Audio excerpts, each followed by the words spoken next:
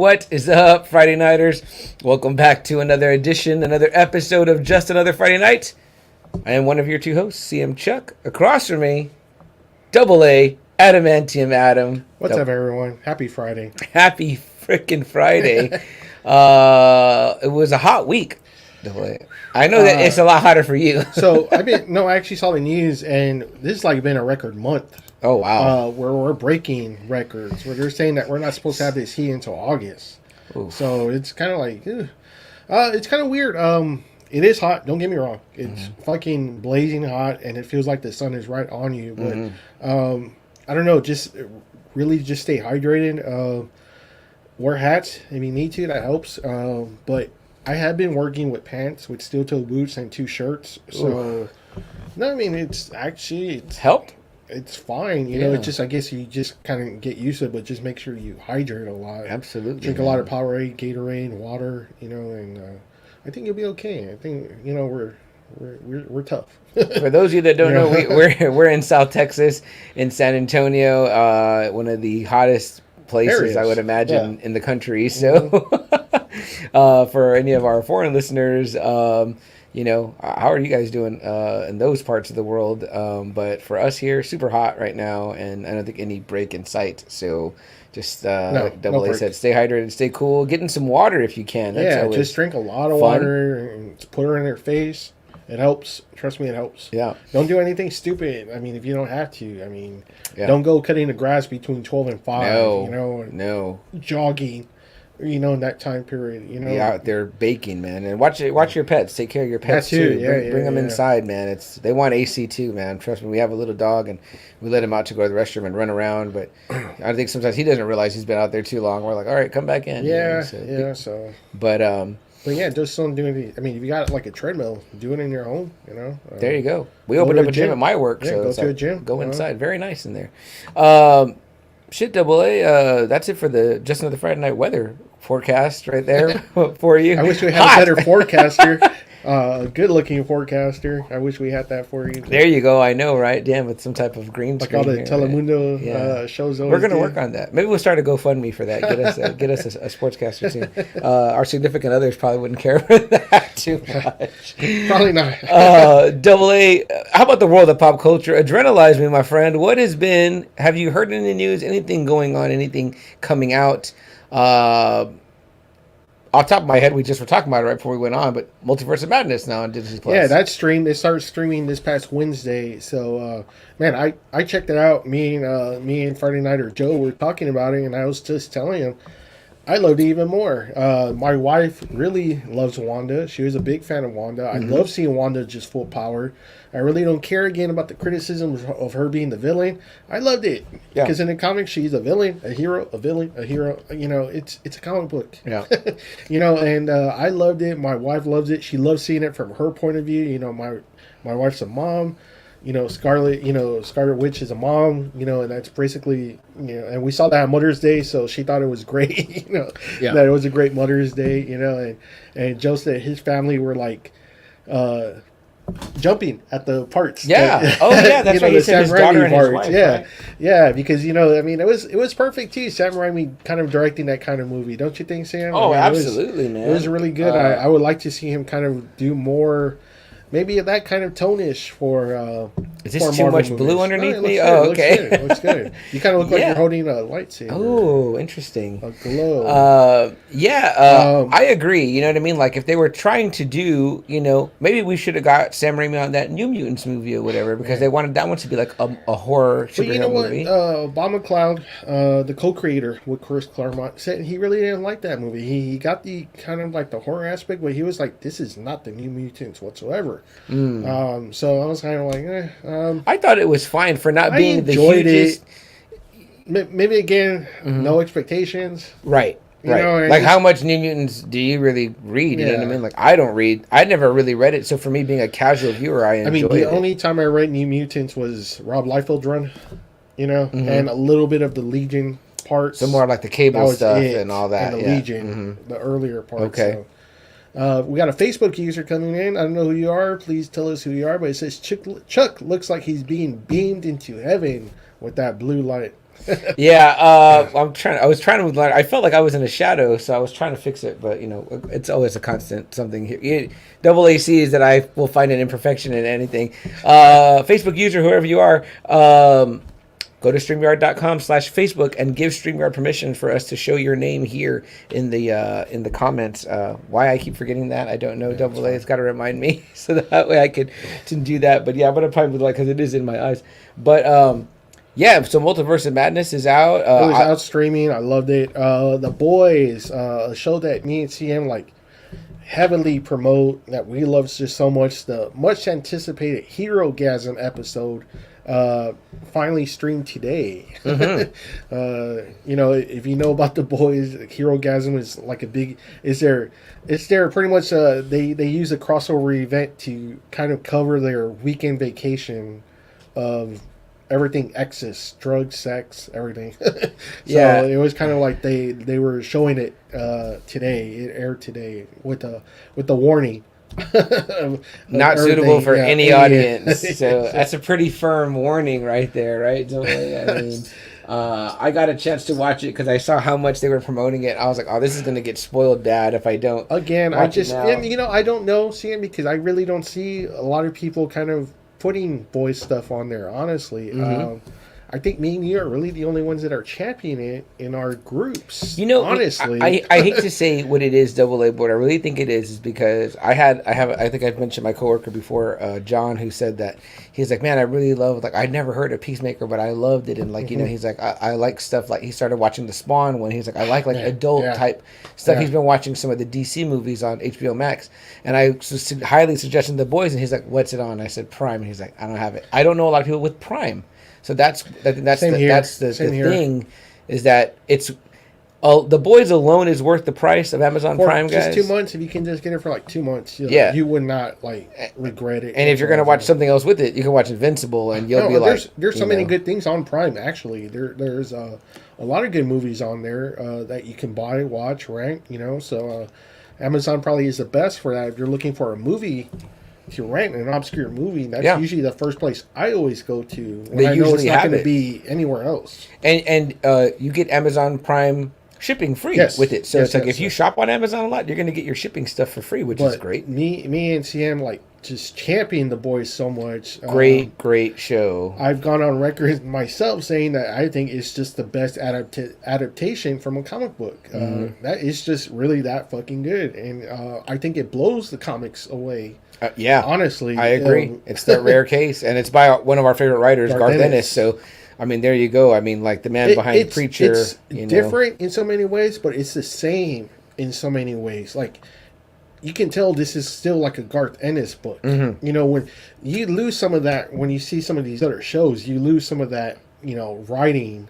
Yeah. But not in here. Here you can still tell it's very Garth Ennis. Oh, very much so. Yeah, so very much so. We loved it. And again, guys, if you're like, man, what do I watch now? Kenobi finished. What do I do now? It's like, get you some Amazon Prime and get you some of the Boys in 3 seasons.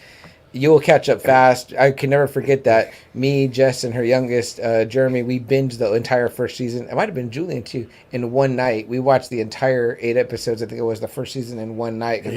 We just both, we all 3 couldn't stop laughing and enjoying it. Yeah, and you won't. You'll see some shit that you never thought about in a superhero stuff, whatsoever, how the powers would work or how this could work or being in this kind of situation. You just never think about it until you actually see the show and you're like, holy shit. That was really clever. Yeah, definitely. And it kind of does. It's a little bit of a what do they call it? Double A, when you what Spaceballs is to Star Wars. It's like a parody. There's a little bit of a parody of some superhero stuff. Yeah. Oh, things that you probably think oh, it's corny in certain movies. They definitely take their jabs whenever they can. Jason's in the house. He says, "What's up, bros? What's up, Jason? Appreciate you being here, man." I got something going on for you if you're looking for what's going on this weekend at the Vibes Event Center from the Social Revolt people. They're having the Kings of Horror event. It's going to be Saturday night from 5 p.m. till 11 p.m. and then Sunday from 12 to 6. I think tickets are only $5.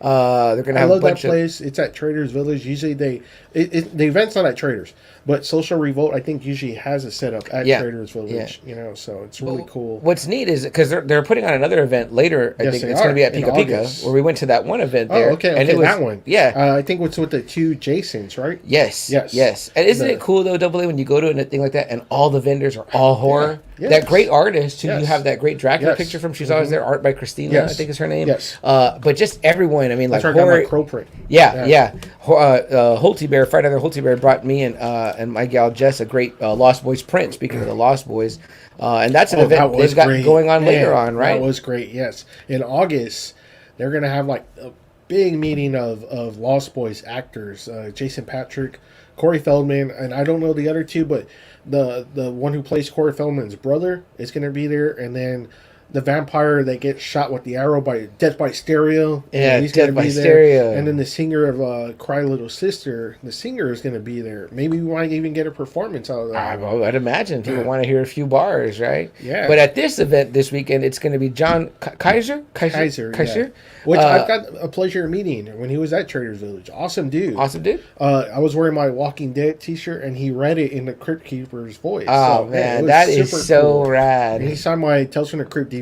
So I loved it. You have the full seasons? I have 3 seasons of Tales from the Crypt. You know, apparently it's hard to find. Did you know that? Really? Yeah. No. Yeah, I've heard that it goes for a lot.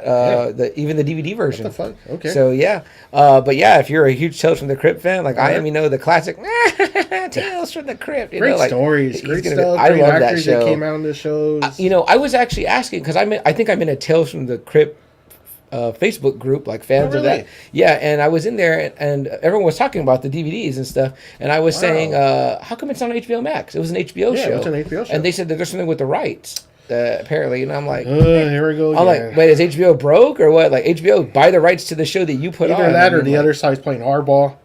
That's crazy. Like, I know that was one of the reasons why the Wonder Years went so long without DVD was because of the music rights. And all that shit. You know, I guess to pay and everything. Even WWE did that shit. Yeah. I don't know if you remember, but when they released like WrestleManias and SummerSlams from the 80s, they took off Jesse Ventura's fucking commentary. Really? So you're only hearing Gorilla Monsoon talk, and it sounds really bad. It sounds really awful. It's just Gorilla talking, and it goes quiet because that's supposed to be where Ventura's talking. And then Monsoon starts talking again. It's like, man, this sucks. The WWE couldn't have dubbed someone else and dubbed Vince. They were just being assholes. Put in Ventura's commentary. Golly, I know you hate the dude, but I mean, it sounds terrible. They didn't even do a good job at fucking doing that. They just took his commentary off. It sounds terrible. Wasn't there a thing too, Double A, where they had used Metallica like at the live event, but then on the release they took out the Metallica music? And the same thing with Hogan. If you see it, he doesn't come out like in Purple Haze. He comes out with some other shit. Demolition doesn't come out to their song. It comes out to some other bullshit. So it's like, wow. And these companies be acting like they broke. I'm like, really? y'all heard it or what? Like, I'm like, wow. You know, I mean, it sounds terrible. You're seeing Hogan like doing all this stuff, and it's not even to Purple Haze. It's like, it was horrible. God bless YouTube, right? Double A. It's like, man, like, you really need that. Yeah, because it sucks. It's terrible editing. They didn't even try. It was just like they just took it out. Yeah. So what else, Double A? So we're obviously like in show heaven right now. But okay, so I did see. I'm not caught up, but I did see that Stranger Things Part 2 is supposed to come out July 1st. So that's next Thursday. Are you working on it? Yes, I am working on it. Yes. I cannot wait to cover Stranger Things with you. And I'm also working on The Offer, which is on Paramount. Oh, great. Okay, I haven't started that. So I don't have Paramount. That's what I don't have. Friends of ours, John and Roxanne, and it's not really a twist in my arm. I love Godfather.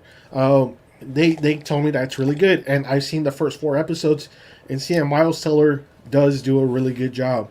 You would really like him. He's playing like the producer that's trying to get the Godfather off the ground.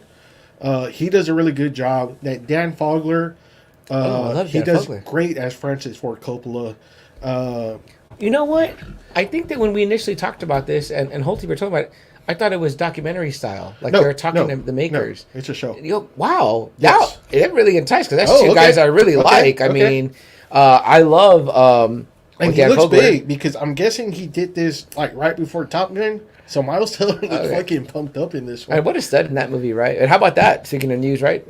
Breaking Doctor Strange's records for the year now. Oh, right? yeah. And Maverick doing all kinds of great things. And it's great. That's awesome. Who would have thought a 36-year-old sequel would be the #1 movie again? No kidding. Allie in the house. She says, "Yes, do a Stranger Things podcast episode. We'll work on it. We will definitely work on that for you." Joe says, "What's up, boys?" What's up, Joe? You're not busy tonight, Joe? Yeah, we appreciate you being here. I thought baseball season was in full swing. He told me too. He was going to go to a bar tonight. Oh, okay. Okay. Huh? What do you know, right, Joe? But yeah, see, I'm in 4 episodes. They're 10 episodes, an hour long each. Okay. But it's really cool. What are you paying for Paramount? You have to get into that. I want to say it's about the normal price like the other ones. Okay, $7.99. Probably. Because I just got caught up with Better Call Saul, so the only place I can watch that's the bad thing about it is I go to AMC Plus. And does anyone know we can share? I'd be down to do that too. So yeah. But you know, holla at you boys.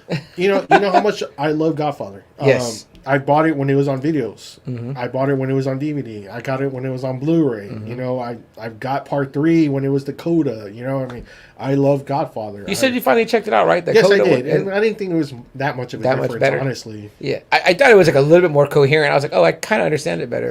You know, and I told, I was talking again, you know, John and Roxanne, and I was just kind of like, you know, I really want to like this movie. I've tried seeing it like about 5 or 6 times, and I've even tried separating it from Godfather 1 and 2 and just trying to see it as a crime movie. I don't know what it is. There's just something about it that it doesn't grab me. I don't know what it is. Yeah, I don't know what it is about the third one. I've tried and tried and tried. There's good acting in it, though. There is, and it's probably my favorite Andy Garcia performance. Yeah. He actually does. He's pretty damn brutal. Yeah. You know, in that movie, like he's really brutal. Like he just shoots a guy in the head. Yeah. You know, like nothing, and then kills the other dude. You know, but. There's also something like off about it when it comes to like the cousin thing with him and that too, which I don't know, but I mean, but you know, I think what kind of kills it too is like Pacino's kind of like in Pacino mode. Yeah, he's already very Pacino. He's not very Michael anymore. He's not 70s Al Pacino anymore. No. Yeah, that's an excellent point about it. Yeah, it does. You know, because people talk about her performance being terrible, but I didn't think it was that bad. In fact, it kind of was. And when I say off, I don't mean in a negative way, because that love story is like a star-crossed lover type thing. It was just kind of like wrong casting, I think. Yeah. On her part. Maybe not too much the acting. Maybe it's just she just wasn't set out for that kind of part. Did you feel like in the Coda it downplayed a little bit of the relationship with Andy and her? It probably did, because I'm surprised Francis even did it. I wonder if he caught flack for that being his daughter and all that, right? Like, why'd you put her in that? But, you know, it's not as whack as other incest love stories we've heard about or whatever, you know, so. That's true. Joe also says, what's that? Joe says, we're off this weekend, but college orientation all day tomorrow. Damn. Yeah. Well, all right. Paramount has SpongeBob, so you got to get it. Yeah, my nephew's been asking me that. And not only that, real quick, but I just saw, I wasn't really a big fan of theirs, but apparently that new Beavis and Butthead movie is streaming on Paramount. I'm a huge fan, so yeah, I'm down with that. I had to get the light out of my eyes, guys. I started to go blind. But the offer is really good. I think you would like Miles Teller's performance. He does really good. He does a really good job, and again, anything Godfather, I just love the Godfather stuff. So well, there you go, Holty Bear. You made a AA an offer he couldn't refuse, which was to watch The Offer. I let him know earlier when I was watching it. Yeah. We had a chat about it too. So Allie was the I hope happy recipient of the first ever Just Another Friday Night podcast onesie at her baby shower this past weekend. So Allie, I hope that you'll post pictures of that soon, and then eventually your baby in the onesie. If anyone would be interested, those can be made available to you for a low price. What else, AA? Anything in comic books that may have been of note this week that stood out? I just posted it today. Apparently, Chris Claremont is coming back. Oh, really? Write Gambit miniseries. So I was like, that's exciting. Wow, that's awesome. To write one of his creations, just a miniseries. So that's pretty cool. Very nice. Some more Miracle Man news. Apparently, finally, Neil Gaiman might be able to finish it, but it's going to be later this year. Okay. And they're doing a series of covers with him, yes, right? They are. Yeah, so they're really pumping it out. Nice. To really get ready for Miracle Man. And then I got some pickups this issue finally came out. Apparently, this was supposed to have came out a long time ago, but it finally came out. The new Fantastic Four. I would maybe tilt it back a little bit. There you go. The new Fantastic Four. Let me see if I can get it here. Sometimes there you go, like that. Sometimes you catch it, you don't catch the light. So that's really awesome. cool. Who's doing this art? I forgot who did the art, but Alan Robinson. Oh, by Peter David. It's supposed to take place during that period. Okay, cool. When they got together. So, great and cover.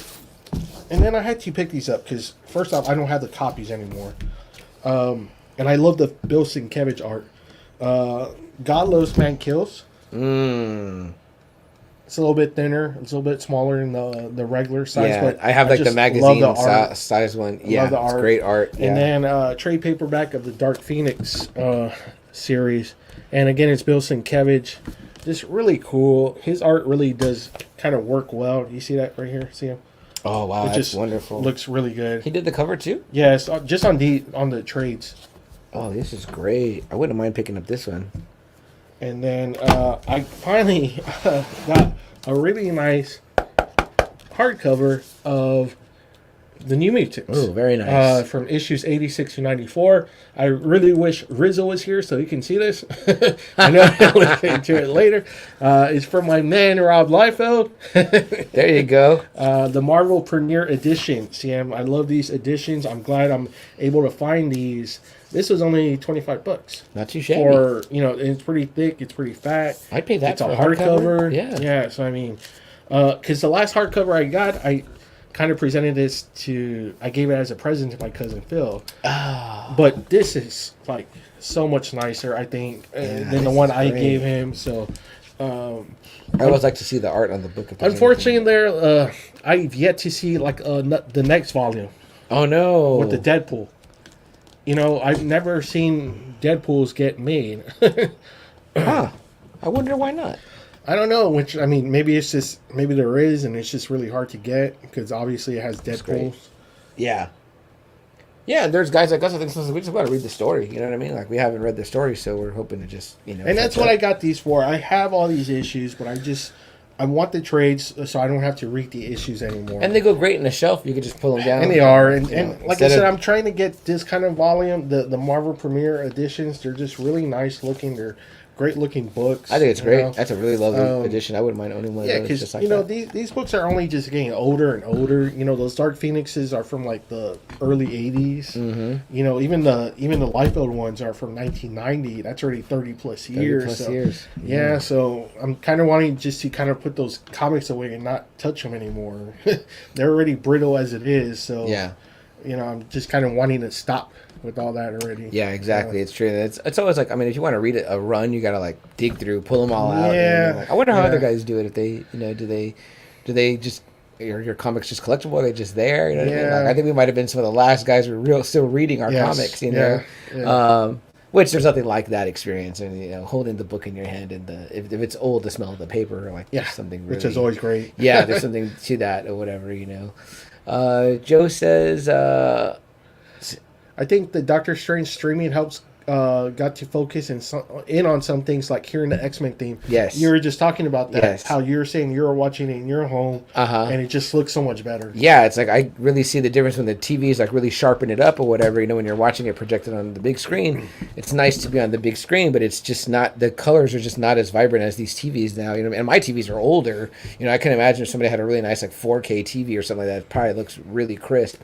And just the way it has to do with the glass screen too. You know what I mean? Like, if you're doing a projector in your home or whatever, it's probably not going to be as sharp as like one of these like really, sharp. I don't even know what is the top now, LCD or LED, whatever it is. It looks vibrant, man. I'm telling you. So yeah, seeing that scene again, I did cheat and fast forward right to that scene because I wanted to see that. It was right before bed. What are you talking about again? Right when he gets to meet the Illuminati. Okay. You know what I mean? So, and I wanted to see like that and see that part where he comes out, hear the music again, and like, just the yellow of the chair. Look, I could see now for easily in the theater. I couldn't tell the green of the suit, but I mean, like, damn, they really went for it. You know what I mean? It was really awesome. Seeing Mr. Fantastic. I mean, like was this is all awesome. I mean, I watched just that first part. I didn't even get to the battle because it was pretty late. It's like you said. As soon as that movie comes out, I'm buying a copy. Oh yeah, I love that movie. Absolutely. You know, after seeing it again, I was just kind of like, damn, this is a really. I think I already pre-ordered. I like this movie. Oh, and if you want to get a steelbook double, you should pre-order at Best Buy because the cover is cool. Because I think the front cover is strange with like that, like the picture you posted, and the back cover is the Wanda image. And then when you open it, it's like of that the inside where the disc goes is that the statue, the Wonder Gore thing, and the thing. I was like, wow, that looks fucking pretty badass. So. Yeah, man, I totally agree with your wife. I mean, like, to me, she's still badass. She's still justified or whatever. I was like, it. I was like, I love seeing one at full power. So yeah, I thought fucking it was rad or whatever. You know what I mean? Like, and to me, I'm all about, a hero can go through that, and then there's a redemption arc. You know what I mean? And like there you said, always is in the comics. Like you said, she was good then bad, then good then bad. It's like in the movies, in the Avengers, when she first came out, she was bad. Then she became good. You know what I mean? Now she's bad again. You know and then of course, it's the Dark Code, which had a pretty big placement in the Midnight Suns. And it says how the demon, whoever holds it, the demon starts possessing you, starts getting you, so, yeah. I like mean, the symbiote, the symbiote's like that. It starts to poison you and make you different. It's anyone with power, right? It's like we said with Green Lantern when we had our Green Lantern episode. It's kind of like you just need that little push and you can do anything with that ring, so. And this is what happens when the people that have that kind of power, something that they love or cherish is taken from them. It's like anyone in that position would do that, You shit the fucking dad from Pet Sematary. What does he do? He's like, I'm gonna go put my kid in there because I want my fucking kid back. I'm in grief. You know what I mean? He's not thinking about like, he's gonna come back as a fucking demon. You know what I mean? So what do you do, right? Joe asked a question real quick. He goes, "Is it something you could watch around Halloween time as a horror?" That's a good question. And then he said he would like Roxanne's take on this. But okay. I think so. It's a fun, Sam Raimi has that really cool, like it's even kind of creepy when they're in the room and she pulls them from the little puddles of water. Yeah. And she's like, he's like, she's using the reflections, cover it. Yeah. And then the way she comes out of that bell and she's like all distorted, I'm like, that shit was pretty creepy, man. I mean, and then of course the part too where she's possessing the other one and she's all bloody and everything. Yeah. I was like, damn. And there's a certain anxiety around the fact that we know that she's that powerful and that she's letting you know, she's like, this is me being nice. I love that part where she goes behind the guy where she finds that one fucking guy that's not strong in the head and she goes, she gets behind him and she goes, run. Yeah, you're just I was like, damn, like it looks creepy. It looks fucking scary. And it's like I love that feeling too, where I have like anticipation of like, oh man, she's about to get y'all's asses right now. Like y'all fucked up. I read something online, AA, that the eye monster. With the tentacles, it's her eye. Someone had posted that. One of the guys, I can't remember if it's Joe or Jerry or something. But they took a scan of hers and then put it on the monster. I was like, wow. I mean, that's like a cool little detail. You know that is. Like, it's like she's already watching you. You know what I mean? She's very, very Sauron of her. But shit, AA, I guess there wasn't too much then, huh? No, not like the past few weeks. I think they're kind of slowing down a little bit. So. Yeah, there hasn't been any sports stuff yet, you know what I mean? And, like I said, no boxing stuff yet, really. So I think we're probably good to get right into what is probably the biggest news, been dominating pop culture news since it ended 2 days ago. And we weren't going to wait. So we were like, we're going to give you the hottest take we can give you on it. Before we do, though, Joe says, dude, the scene where they're watching the door. And yeah, man. I mean, like I said, like you're aware of her power. In a sense, some people didn't like that Illuminati scene or whatever because they're like, oh man, they were like wasted. And I was like, well, it was a definite, vulgar display of power. So me and Joe discussed that too, and it's kind of like, okay, look, Reed's not powerful. Captain Marvel's not really powerful. Who else was there? Black Bolt. He's strong, but with the mouth, and that's people that Wanda can beat pretty easily. Honestly, Captain Carter was the other one. That's people Wanda can beat. Yeah. Reed's good with the Fantastic Four. Yeah. So I mean, people forget like Captain Carter, Captain America, same thing. It's like if you happen to get off a shot and a headshot on them, it's like they're not bulletproof. I mean, it's like they're gonna get killed. Yeah. You know what I mean? So I mean, I told Joe too. I was like, there's a lot of the multiverses where that other character always dies. That other Captain America does die. That other Superman does die. You know, but it's always the one that the major continuity, are the ones that don't die. Mm-hmm. It's always the other universes that die. You know what I mean? Like we've seen Superman die from other multiverses. Oh yeah. Flash. We've seen Flash die countless times. So but it's never been like the main one. You know what I mean? So right. But yeah, man, if you guys haven't checked out Multiverse of Madness, you were waiting. It's streaming. Streaming now on Disney Plus, man. Part of your package already. So go give it a watch and tell us what you think. But without further hesitation, let's see. Oh, there we go. Joe's got it. No, I didn't, Joe. Joe likes to get him in. We appreciate that, Joe. So without further ado, guys, we're gonna get right into the man of the hour, the man of the week. Some would say polarizing this show, Double A. That's just the usual bullshit. But I mean, this kind of just reestablished this character as again one of just the best characters in the Star Wars universe. Absolutely, and guys, if you I think it's kind of a redemption too for the other guy. Yeah, a little bit that was very polarizing back in the 2000s, the early 2000s. I think this series made people love him now even more so and want him back now as this certain character. And who are we talking about this week, Sam? That's right. The Man of the Hour. If you have not seen it, guys, be prepared. There will be nothing but spoilers for Obi-Wan Kenobi, the Disney Plus show. 6 parts, guys. I mean, man, I was all for this. They had mentioned this years ago. At first as a movie, but when I guess like Solo and the other ones didn't really do well, they decided to make it a show, which I was kind of like, you know what, that might be even better.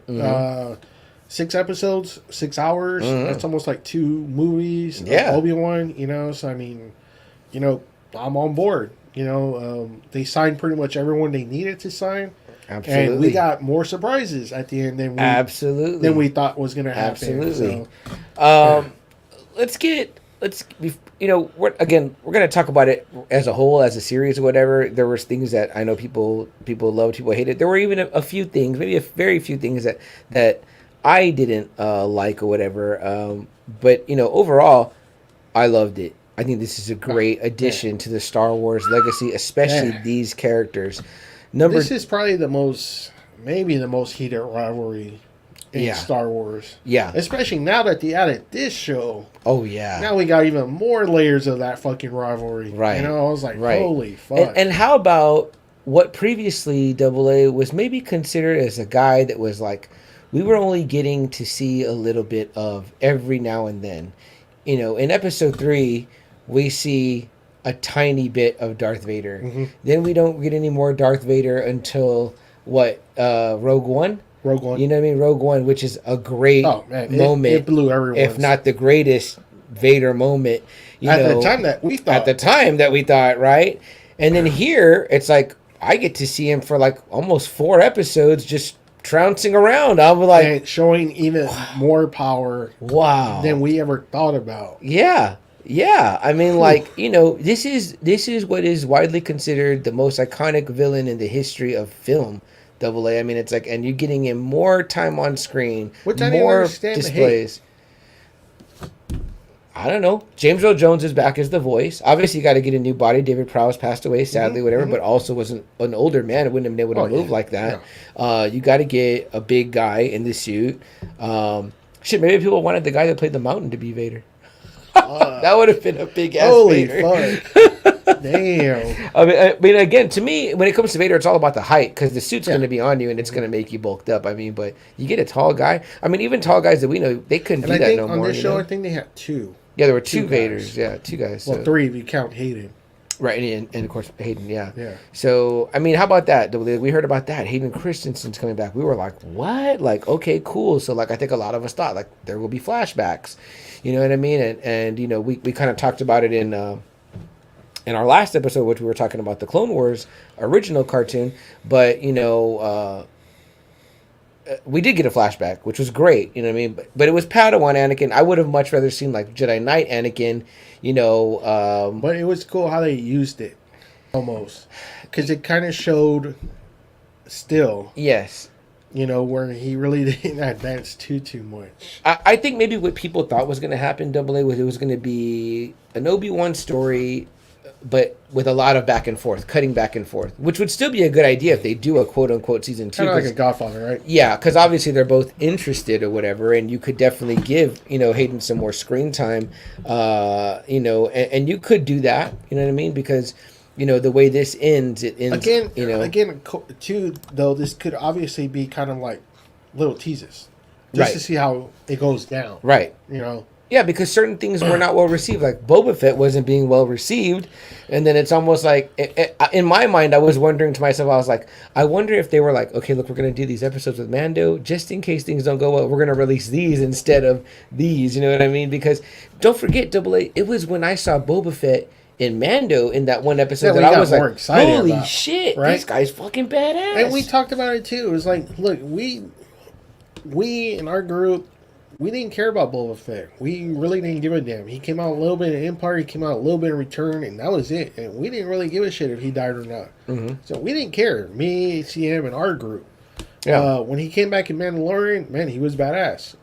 That made me a fan. I tell people right now, I'm like, I only like him when he's got that black shit underneath. So pretty much the show was almost like a blank slate of you never knew what his personality was like. You never knew what was going through his head. You never knew what he did on his off time. Right.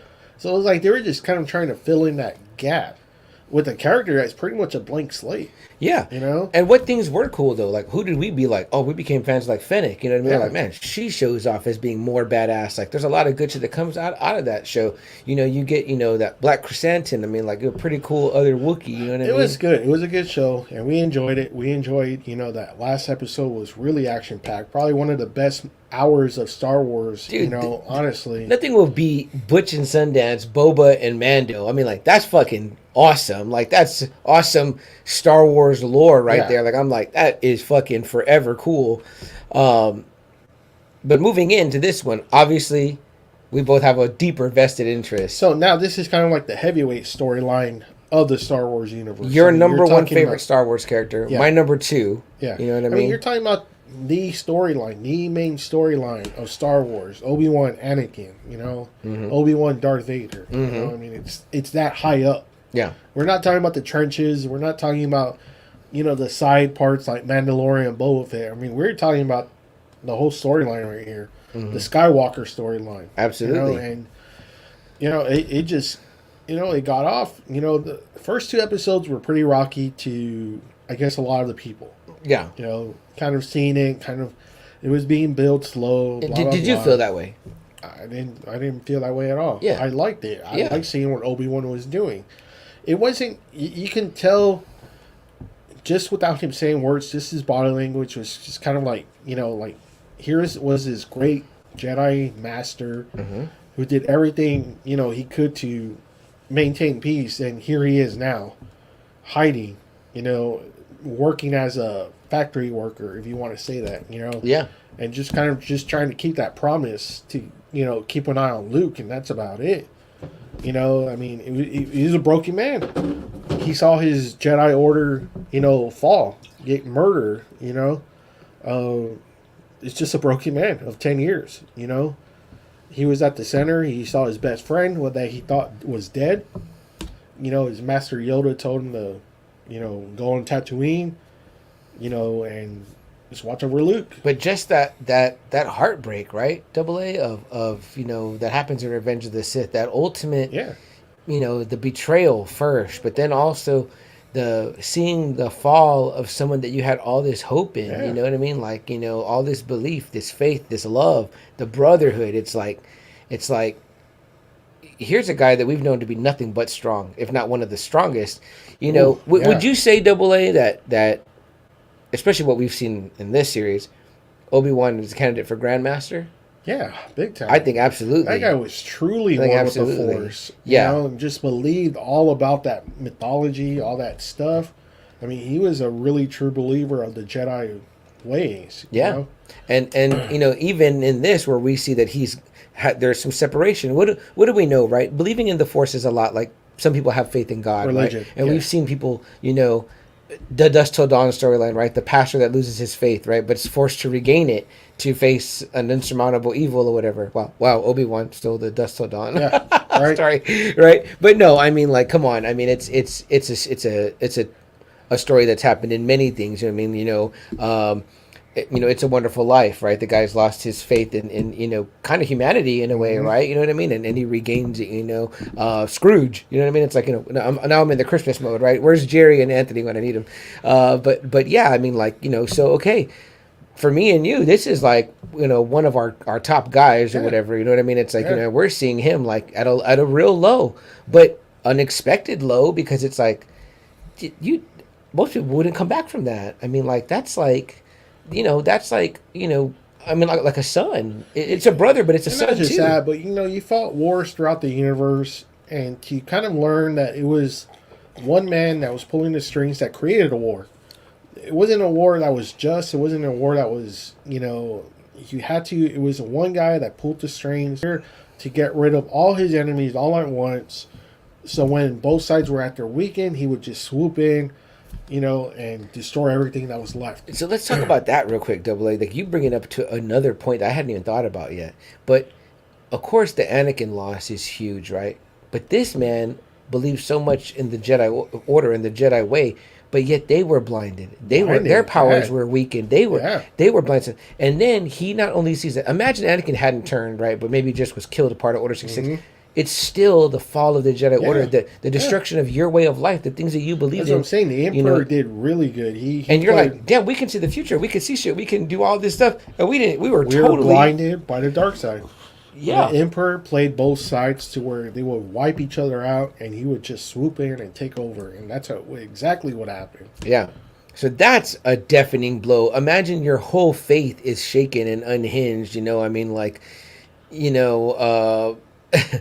again, I come back to faith so much because it's like, religion, because there are, comparable comparisons, between, religion and the Force and things like that, and the Holy Spirit and organized religion and the Jedi Order. But it reminds me of that episode of The Simpsons, right? Where they're like, I forget what happens, but they're like, oh, here, Flanders, a mathematical equation that actually proves there was an existence of God. And he's like, that can't be right. And he's like, yeah, he looks at it, he's like, oh shit. Then he like wipes it and lights it on fire or whatever. He burns it. He's like, we'll never talk about that again. Yeah. When Homer gets smart. Yeah, when Homer gets smart. Yeah, that's what happens. Yeah, and so it's like, again, it's like, this man wasn't, it's a joking, look at it, but it's like, people are not going to have their faith, shaken to the core and wiped out of existence. Is exactly what happened to Obi-Wan. And it kind of is too, because there's first two episodes he's trying to talk to Qui-Gon, and nothing's happening. Right. So he's like, golly, he's like, I really need to talk to you. I could really use your advice. So there's that too, right? He's been alone for 10 years, living in a fucking cave. The Jawa tells him he stinks. Yeah. I'm like, which I imagine the Jawa smell pretty bad, you know what I mean? Yeah. I mean, so that's pretty horrifying. So far from like the temple that he was used to being in, how clean and presentable he always looked, it's just far. The reverence, Jedis were revered, you know what I mean? The peacekeepers of the galaxy, so to speak. And then he was a touted military hero too, a general. General Obi-Wan. I mean, it's almost like a veteran of a great war that gets tossed away or whatever, but gets rewritten in history as being the villain. Right. So I mean, he's there on Tatooine. He's doing his due diligence, but he's just surviving at this point. It's just going day by day. How did you feel about? And I mean, interrupt you a little bit, but when that other Jedi encounters him and he wants him to help him, that was hard. And he's that was really hard. Master Obi-Wan, you're one of the greatest. You got to help me. He just tells him like, just stop, live your life, go somewhere else, live your life. It's over. Right? Over. He's like, it's over, man. That's over. It's like, that's just the sound of a broken man right there. I mean, but it was, because I always remember at the end of Revenge of the Sith, one of the things I hated was that, like, one of my other top Star Wars characters, probably number 3, is Master Yoda, Grandmaster Yoda, and I always was like, why did he just leave that fight with Sidious? I never understood that either. Unless he just crawls away, I'm like, does he feel something in the Force? Does he feel I the think greater that's what loss? it was. I think it was. I think he just felt the Emperor was just too overwhelming. They had become stagnant, and I think he just felt the Emperor is going to kill me. Because we just saw. I don't even think it was that. What I think it was for me. But you might be right. That's just something that I thought about. It took me a long time, because I was like, "Wow, it's weird that he just leaves. You know, like it looks like he had the Emperor kind of on the ropes, but unless there was something that he felt like, you know what, I've already used up most of my energy, and this motherfucker is still like just beaming with energy. Yeah, I took it as it was a. Because even he goes, failed I have. Yeah. You know? And I was like, well, you weren't even done. Like, because we just saw him whip Dooku's ass in the one before, right? So my thought was this, as I was thinking, Yoda's thinking, now is the time to live to fight another day. Like if I could stay alive long enough, maybe I could train another Jedi. Maybe there's... And you know what? Where Yoda is to Dooku, maybe that's where the Emperor was to Yoda. Interesting. The Sith had advanced so much while they were in hiding, while the Jedi had kind of got complacent, like they said. They just got complacent. They stopped improving. You know what I mean? It was like they had enough power to keep the universe safe. But it wasn't enough, so when the Emperor started coming, when he just overwhelming with power, when he blocked everybody's minds, he's telling him, go do this, Mace, you go do this, Master Yoda, you go do this, and he can't figure it out. Right. Like, that's when the Emperor probably knew, wow, I'm way stronger than these motherfuckers. They just got lazy. They stay complacent. Yeah. You know, there was no threat in the universe anymore, so I'm right here on this power level, and that's how I'm going to go. You know? Do you think that's ultimately what led to the Emperor's demise? Complacency? It could have been. Because he clearly wasn't the match he once was. But see, I think what it was is that once Anakin got as fucked up as he was, because remember he says that Anakin was supposed to surpass him. Yeah. And when he became more the Machine Man, and Anakin wasn't going to advance any more than that, maybe the Emperor did get complacent after it. It was like, you know what, this isn't going to be that Sith story where the apprentice is going to kill me, and he's going to become the master, and he's going to get an apprentice.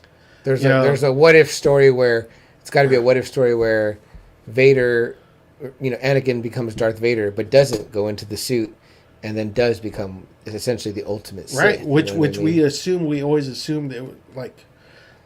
We never get to see a full power Skywalker. Right. Like, honestly, we never get to see Luke at where Anakin, yeah. Oh, right. Yeah. Or Anakin. We never get to see that. How overwhelmingly powerful he would have become. And sometimes it's interesting because we see Luke, right, like in the Mandalorian season 2 at the end, right, and we're like, wow, that's amazingly like an amazing Luke right there. But we're also telling ourselves too, it's like, well, he's still against machines. Sometimes your test is when you're up against another force wielder, saber wielder. You know what I mean? That's when you get to see. Double A. Okay, so also introductions come out in this first couple episodes of Obi-Wan. Again, 6 parts on Disney Plus, streaming now. Go watch it and treat yourself if you love Star Wars, even in the slightest way. You love Star Wars, Darth Vader, Obi-Wan. I absolutely loved it, and I highly recommend it. Would rewatch. Watched every episode twice.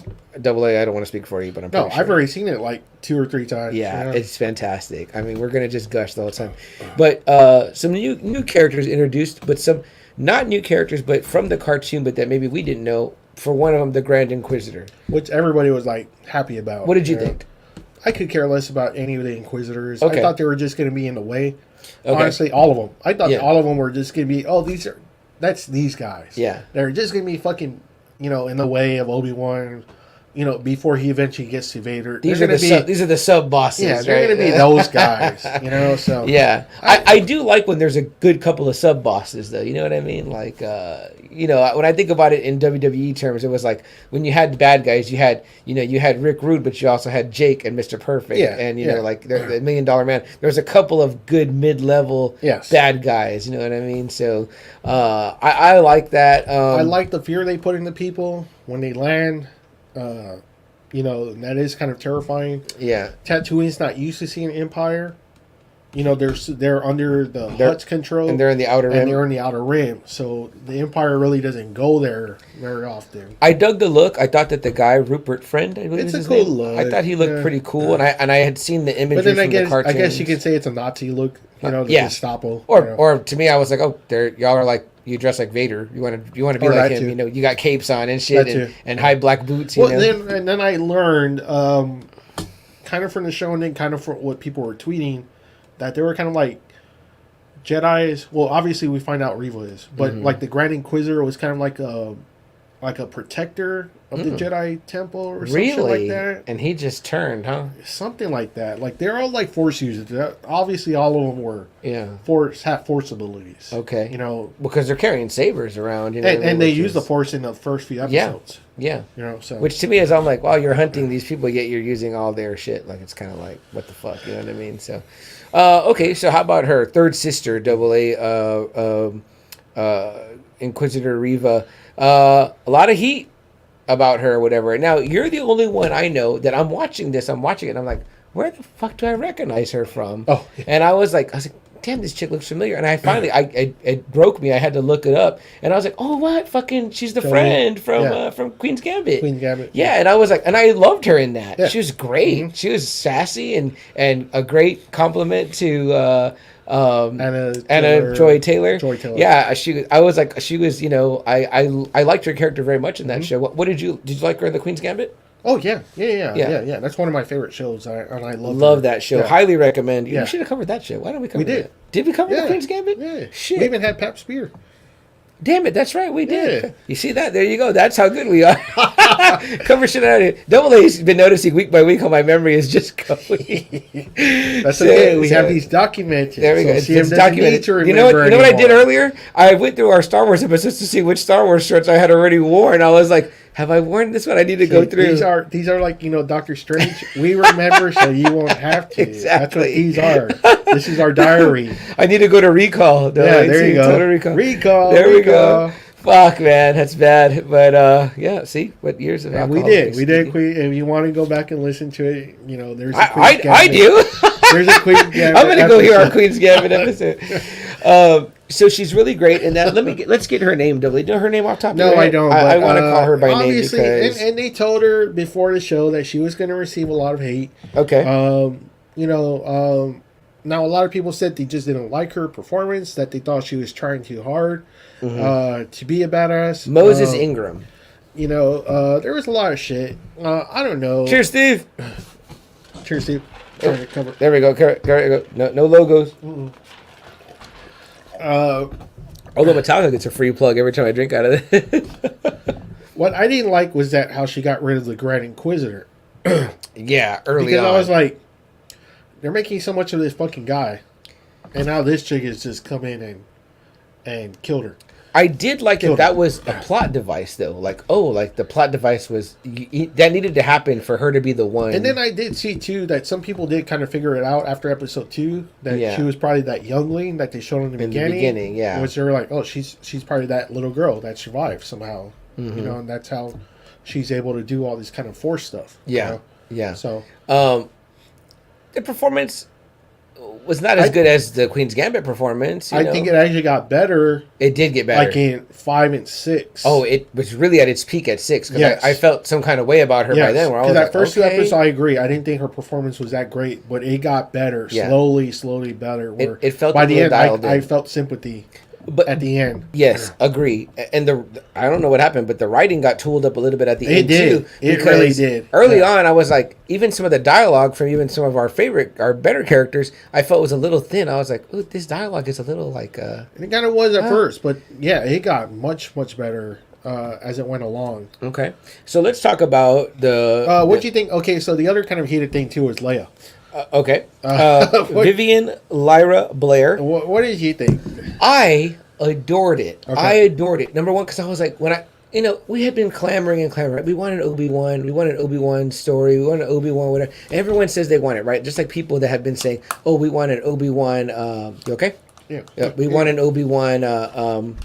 Or we want the Lando, Bunkin story. And all they do is talk about like, oh, we want it to be like this flashback series with Donald Glover, and then you get Billy D. Williams, and I'm like, yeah, but what's the story? And I said this last week, but it's like, but what's the story? Because that's what you're gonna fucking hate on. We didn't know what we wanted out of this Obi-Wan story. We knew that it was gonna take place between obviously Revenge of the Sith and then A New Hope, but what was the story gonna be? And then here, it's a kidnapping, great story, and who do they bring in? Fucking Princess Leia. I was like, oh my God. They never really say that they didn't meet or whatever. I mean, like, yeah, there's no showing of them knowing each other. But then somebody brought up a really good question. They said, or answer. They said that in A New Hope, when Luke goes to rescue Leia, he goes, I'm Luke Skywalker. I'm here to rescue you. I got your Ben Kenobi. And she goes, Ben Kenobi's here. Like, she pops. Yeah. When he says that. So I was like, oh, okay. Well, shit, that kind of makes sense. There's a moment of acknowledgement, right? Yeah. I mean, it's even in the recording, right? Help us, Obi-Wan. Yes. You're our only hope. Yes. I mean, it's like,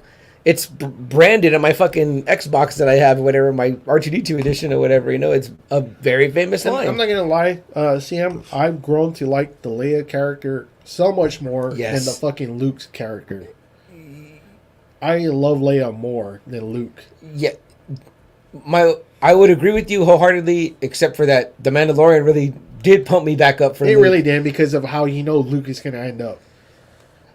And how from The Last Jedi and all that. You hate those movies, though. And even, no. And even that last scene, even in The Mandalorian. Like, really, motherfucker, you're making this one pick.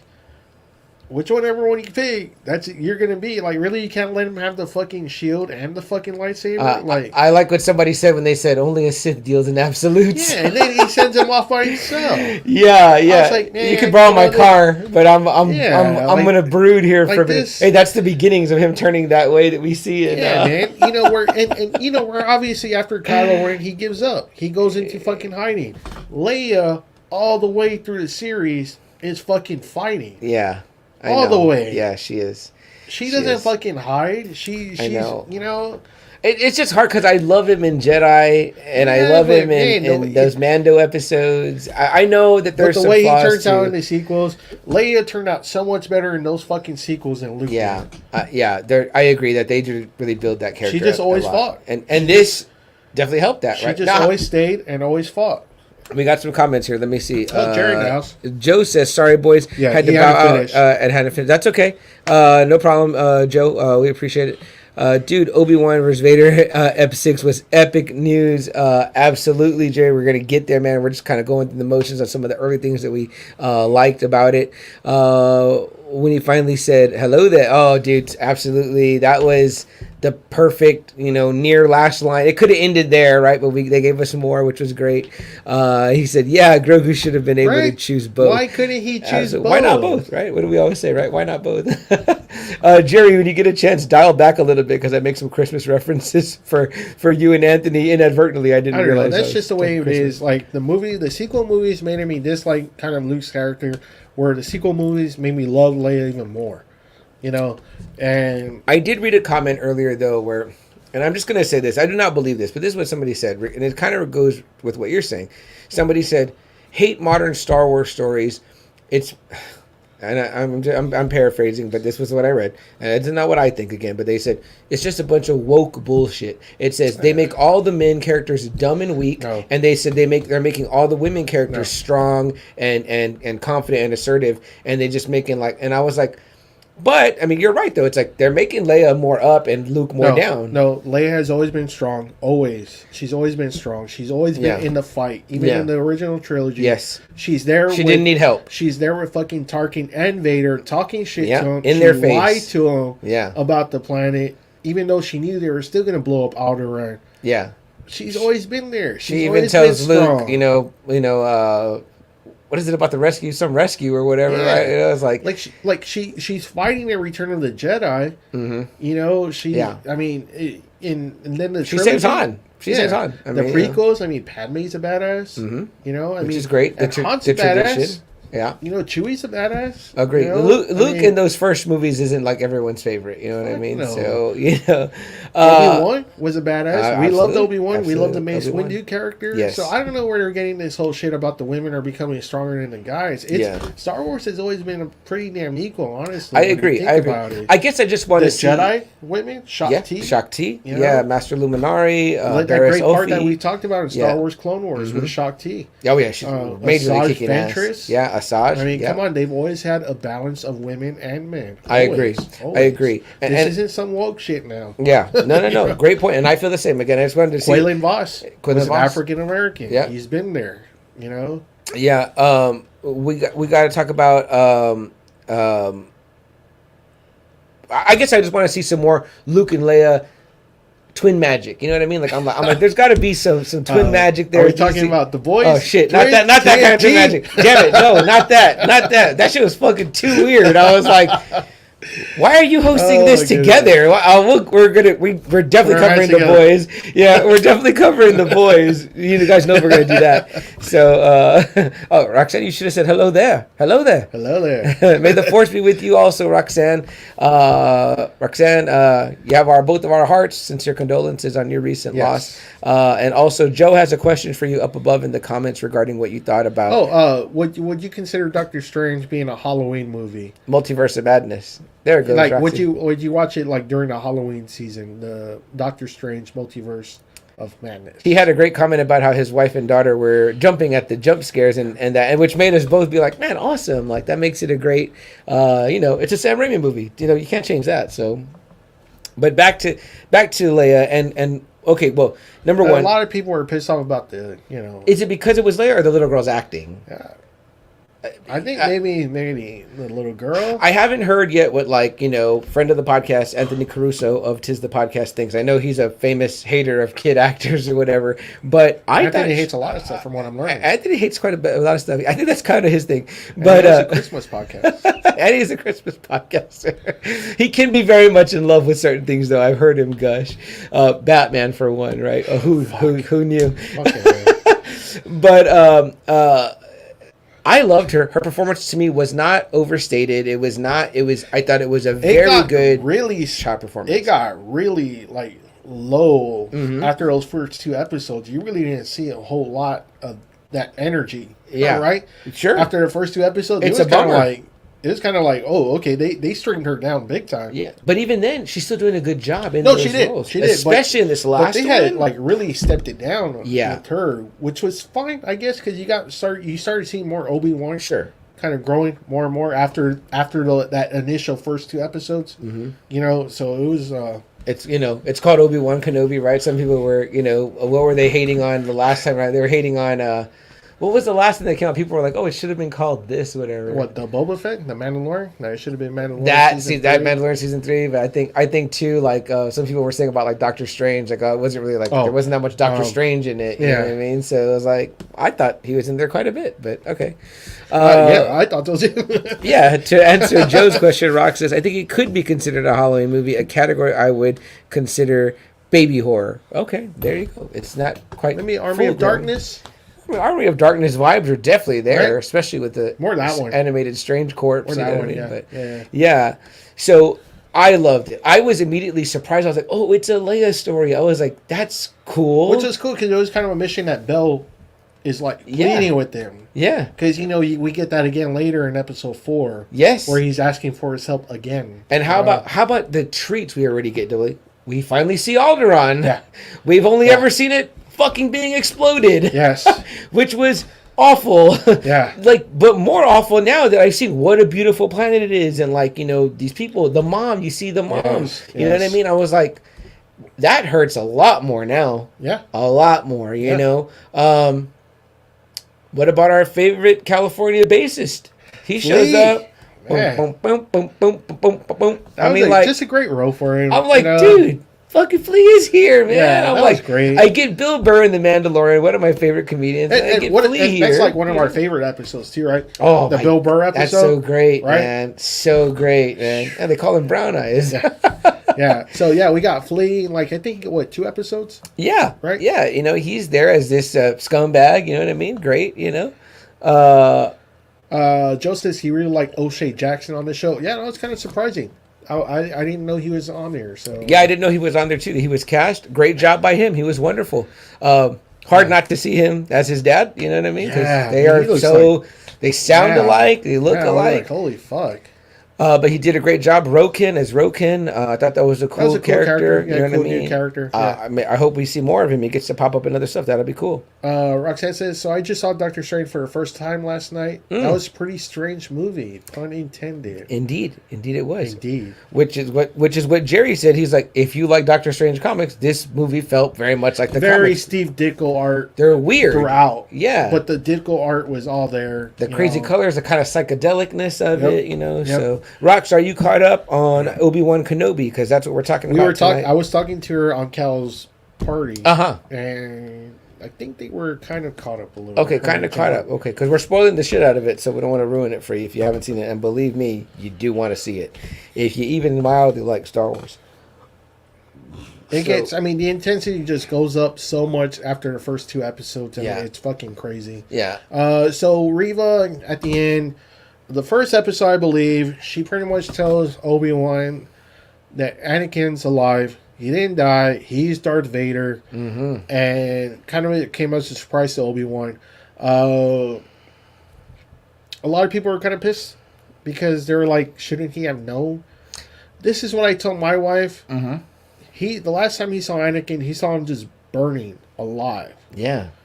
And they were saying, well, didn't he hear about Darth Vader and all that? No, he wouldn't, because he was fucking on living Tatooine. In a cave. Well, not just that, but he's living on Tatooine. Right. And I'm sure you don't get papers or describing news. What Darth Vader is fucking doing. Yeah. You know? I mean... And not only that, but you're part of the most hunted people. If there's a top 10 most wanted list of Jedis, that motherfucker's probably number 1. But you know like I mean? Said, he's living on Tatooine that's so fucking far away. Yeah.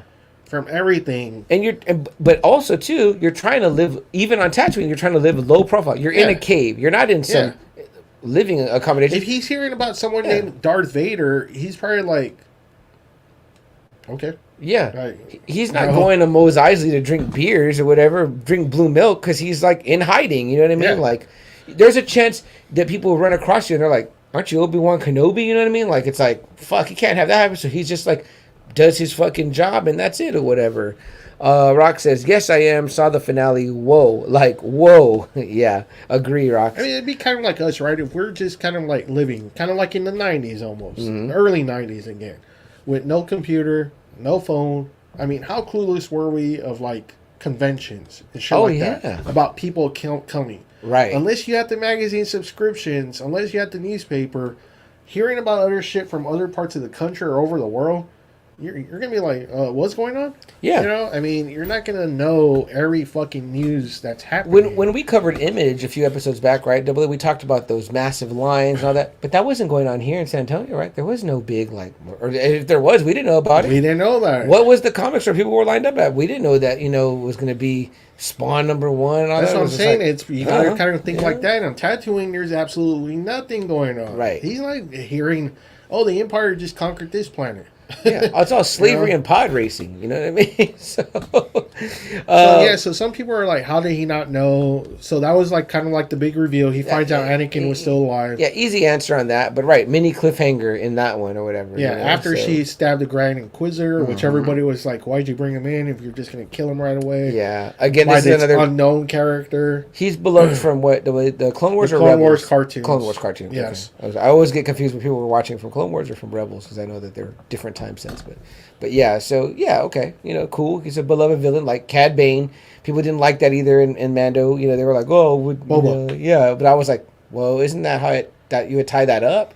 And I'm like, even better for y'all, they're tying it up in in Boba Fett. They're tying it up in live action for you, which is pretty sweet, pretty nice treat. It's like, come on, Boba Fett's supposed to be the #1 bounty hunter. You think he's going to lose to this guy? I mean, come on. Yeah, and then they have a history too. So to me, I'm like, wow, to me that would be a treat if like my animated series that I beloved or whatever, it happens they treat me at the end by tying it up for me in live action. Yeah. It's like, wow, that's pretty cool or whatever, you know. So yeah, so we get that news or whatever, and that obviously shakes him to his core more, you know, Obi-Wan. So here's the man of shaken faith and you know has lost a step with his stuff. Also too, you know, that he's finding out in the early on that, you know, he gets this message from Jimmy Smits, who's great again, I think, as Bail Organa. Awesome. Wonderful to see him back as well too. Like this is again, I love these little parts. Rogue One to this one, you know, it's awesome. Yeah, and a great job by the people in charge there. Everyone keeps talking about the Deborah Chow, I believe it is. Because she directed some Mandalorian. Okay. Yeah, so great. She's already a veteran of this universe. And look, guys, look what they're doing for us. I mean, they're going out, they're getting, hey, Jimmy Smits, do you want to do this? We really want you to come back and be, you know, Bail Organa again. You know, hey, we're going to go after Hayden Christensen. We're going to cast someone for the Grand Inquisitor. It's like, you know, from your Clone Wars stuff, it's like, right now they're doing a lot of great fan service, and in a good way. It's not just like shameless, you know, plugging. It's you know, getting good stuff. This story. Mm-hmm. You know? Yeah, it was great. Yeah, I you know, was like, finally, you know what I mean? And I thought they were just going to call it Kenobi, but it's, you know, with the full name, which was cool. Yeah. So yeah, Double A. So Princess Leia gets kidnapped, as she does. You know what I mean? Without anybody knowing, because I mean, it's like they're like, "What are you doing? This is a senator's child, a senator on the council of the emperor. You know, you're kidnapping his fucking child. Like, what are you doing? Right. You know, you're gonna get us all in trouble. Right.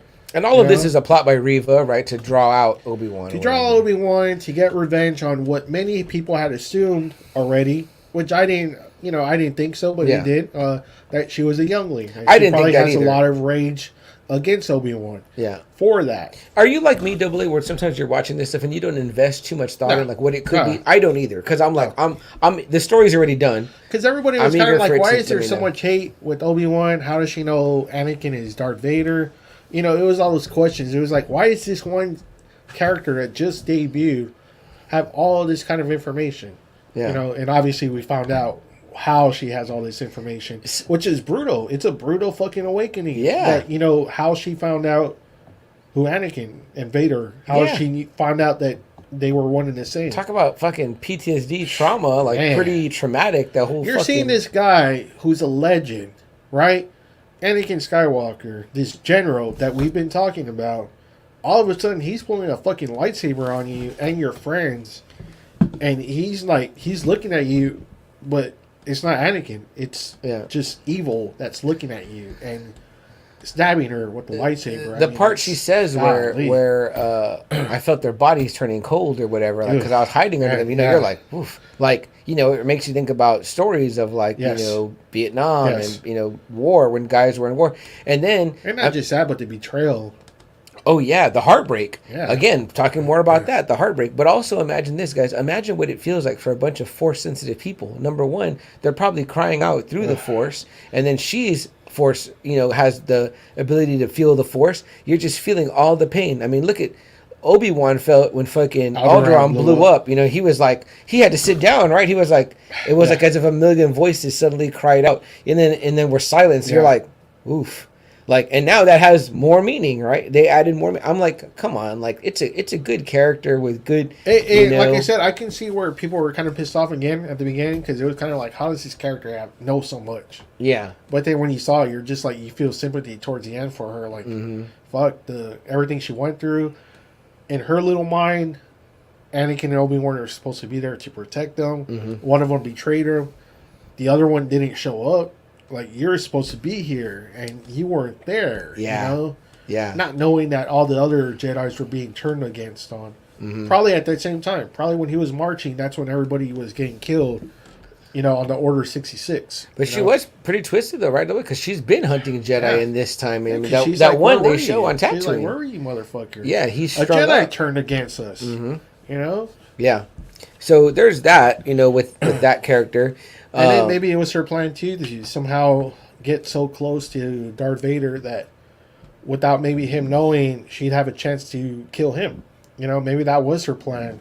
But she went far, where it was like, fuck the Jedi Order, fuck all this. Right. Right. Down that dark path, Yeah. So by episode 2, we kind of have Obi-Wan on the hunt for Leia. You know what I mean? I think he does get her. They're together. Yes, he does. And at this time, he's kind of weak in the Force or whatever. Real bad. But we get that good He's barely, moment. Like, he barely saves Leia. Yeah. But it takes so much strain on him. Yeah. To just save her and lower her down. Which is, again, a further note when you see one of the most powerful Force users, like, in a very weakened state. You know what I mean? Where it's like, I guess like anything, if you don't do it long enough, it's like, it just is not quite there, you know? But the Force lives and breathes through all of us, so eventually it does come back. It was a cool part, too, when Reva was trying to read Leia's mind, and she couldn't. Yeah, so she was like, cool. She's strong. Very strong. Yeah, there's little hints at her Force sensitivity, which is another great addition to her character with the cousin early on, right? She's like, you're this, you're that. Yeah. You're like, damn, like, that's really she turns him into you, asshole. That was great. I like that she's a wild spirit, too. She's more like, the adventurer is in her as well. So that's like episode 1 and 2 pretty much. 3, I can't really remember what happens. I think that's when they're trying to get out finally. He gets Leia, they're trying to get a vessel to where they meet that fake Jedi. Yes. How'd you like him? I like him. I like his acting. I like him in the Eternals. In Eternals, he was good too. Yeah, he's funny. He's great. A good actor. He tells him go, here the planet, and you'll Kumail Nanjiani as Haja Estri. He's like, go to this planet, and our underground people will get you and Leia to safety. And we get some really cool moments in that episode. He helps them out. They land on that planet. He has a little thing of seeing Anakin at first. Yes. And kind of scares him a little bit. Yeah. She asks him about her parents. Mm-hmm. He says, I don't know your parents. Right. Which you're like, damn. That's. But the way he's talking, about her, every time I see her, I see your mother. Mm-hmm. And I was like, damn. Mm-hmm. There's so many good moments like that. So by 3, they do get away. They get back to... Yeah, except they have that little encounter with the stormtroopers before Tala picks them up. Yes. That monster was voiced by Zach Braff, which I was kind of like, oh, wow. Holy shit. Everybody wants in on some of the Star Wars. Yeah, but it didn't even sound like Zach Braff. No, not at all. Holy shit. But he's like, oh, we need the Empire. They're good. They get a little order. You have like-minded people. Yeah. I was like, man. He has a really cool scene, Obi-Wan. He still got his fighting chops. He kicked a lot of ass hand to hand. He takes down a lot of stormtroopers with no lightsaber. With the pistol. He meets Tala. Yes. An Empire officer who's leading the underground. And Game of Thrones alumni. Indira Varma as Tala. I loved the Tala character. I thought she was very strong. Awesome. I loved her. Her story was cool. She was like, man, I saw this. The holster. Every family I can help. I was like, damn, that's fucking pretty cool. Or whatever. It was cool. And I love what they call it. They call it the path. Yeah, right? The path. We get a little cool Easter egg when he sees that Quaylen Voss is still alive. Yeah. We still really haven't gotten a live action of Quaylen. We haven't. Just that classic, one scene from episode 1 where you kind of see him sitting off to the side or whatever. I was a huge Quinlan Voss fan for a while there. And you're pushing him hard for a long time. Yeah, I've got some of his comics. Comics and everything. Yeah, they're pushing him super hard, but we all thought we were going to see him in Revenge of the Sith, and he never popped up. No. And we're like, oh, shit. And apparently he survived Order 66. And because he's helping with the path. Yeah, and one of the comics I had, he was the reason why he was kind of separated from the Jedi Order was he fell in love too. He had a love that he wanted, and I think that there was going to be a baby, so he was like, "Well, I want to be a family man," type thing, Which should have been a large part of Luke's new methodology. And it was in the comics. That's why I hate it that they wasted it. That they didn't do that in the movie. Because he gets with that Mara Jade, right? But he's like, "This is what led to my father's downfall." He fell in love, but he couldn't tell anybody about it. Right, and that that's where the Mandalorian path is a little bit better because it does allow for you to foster relationships. And so that's why I always loved it in the comics, is that he was like, you know what, I'm going to change the Jedi Order this way. Yes. And he does in the comics. But, so Double A, do you think that there's a way for the powers that be now, the Filonis and the Favreaus and the Deborah Chows of the world, to fix those last 3? I don't know. I don't think you can, honestly. Luke can't be redeemed? No, they've worked some magic. They'd have to say, okay, those are not canon. Like they did with Lucas's shit. Yeah, damn. That's pretty wild to think about. I mean, I'm not against it, though. Yeah. I just like what the new Star Wars people are doing. They could have done better with Luke and Han's son. They could have done better with Kylo. Yeah. Maybe you didn't need the Rey character. I mean, why did Palpatine even have a fucking granddaughter? That's just weird. Like, everyone was like, who the fuck did he fuck? Like, yeah, that hideous monster. I do like... There are moments of those I like. Yes, there is. It's just moments, though. You know, like the throne room duel. I love when he faces the Knights of Ren, and, I love when he saves the Han Solo Rey. part is great. Yeah. When he's having that moment with him. Both times. Yeah. And, Force Awakens and Rise of Skywalker, Yeah. I've heard people say their lightsaber battle on the fallen ship is shit, and I was like, nah, really? That's pretty badass. Yeah, that's pretty They're in the rain, like it's like has a lot of good stuff to it. I think, you know what I mean? It's like except that you maybe don't feel as much for the characters. You know, you don't. You know what I mean? But you know, to me, again, it's Star Wars is a redemption tale in its fullness, I think, and hope, a story of hope. But yeah, so that pretty much takes us through like 3, then 4, and again, it feels fast, right? One of the episodes is only like 34 minutes. Yeah, it was real quick. One of them isn't that long, so I'd be curious to see what the full runtime is. Is it like a full 5 hours or 5.5 maybe? Probably, because I think most of them are 45. Yeah. I know that last one is 51 minutes. But so you get into 4, and that's when he's, like you said, he's met with Tala. They find out about the path. There are some moments, I think, that seem like they kind of slow down. I know we lose Leia at one point. Mm-hmm. Reva gets her hands on her, and it's a kind of a classic like interrogation scene, or whatever. But Leia, of course, is brave. The scene you mentioned where Reva is trying to kind of like read her mind using the Force, mm-hmm. and she's able to be resistant.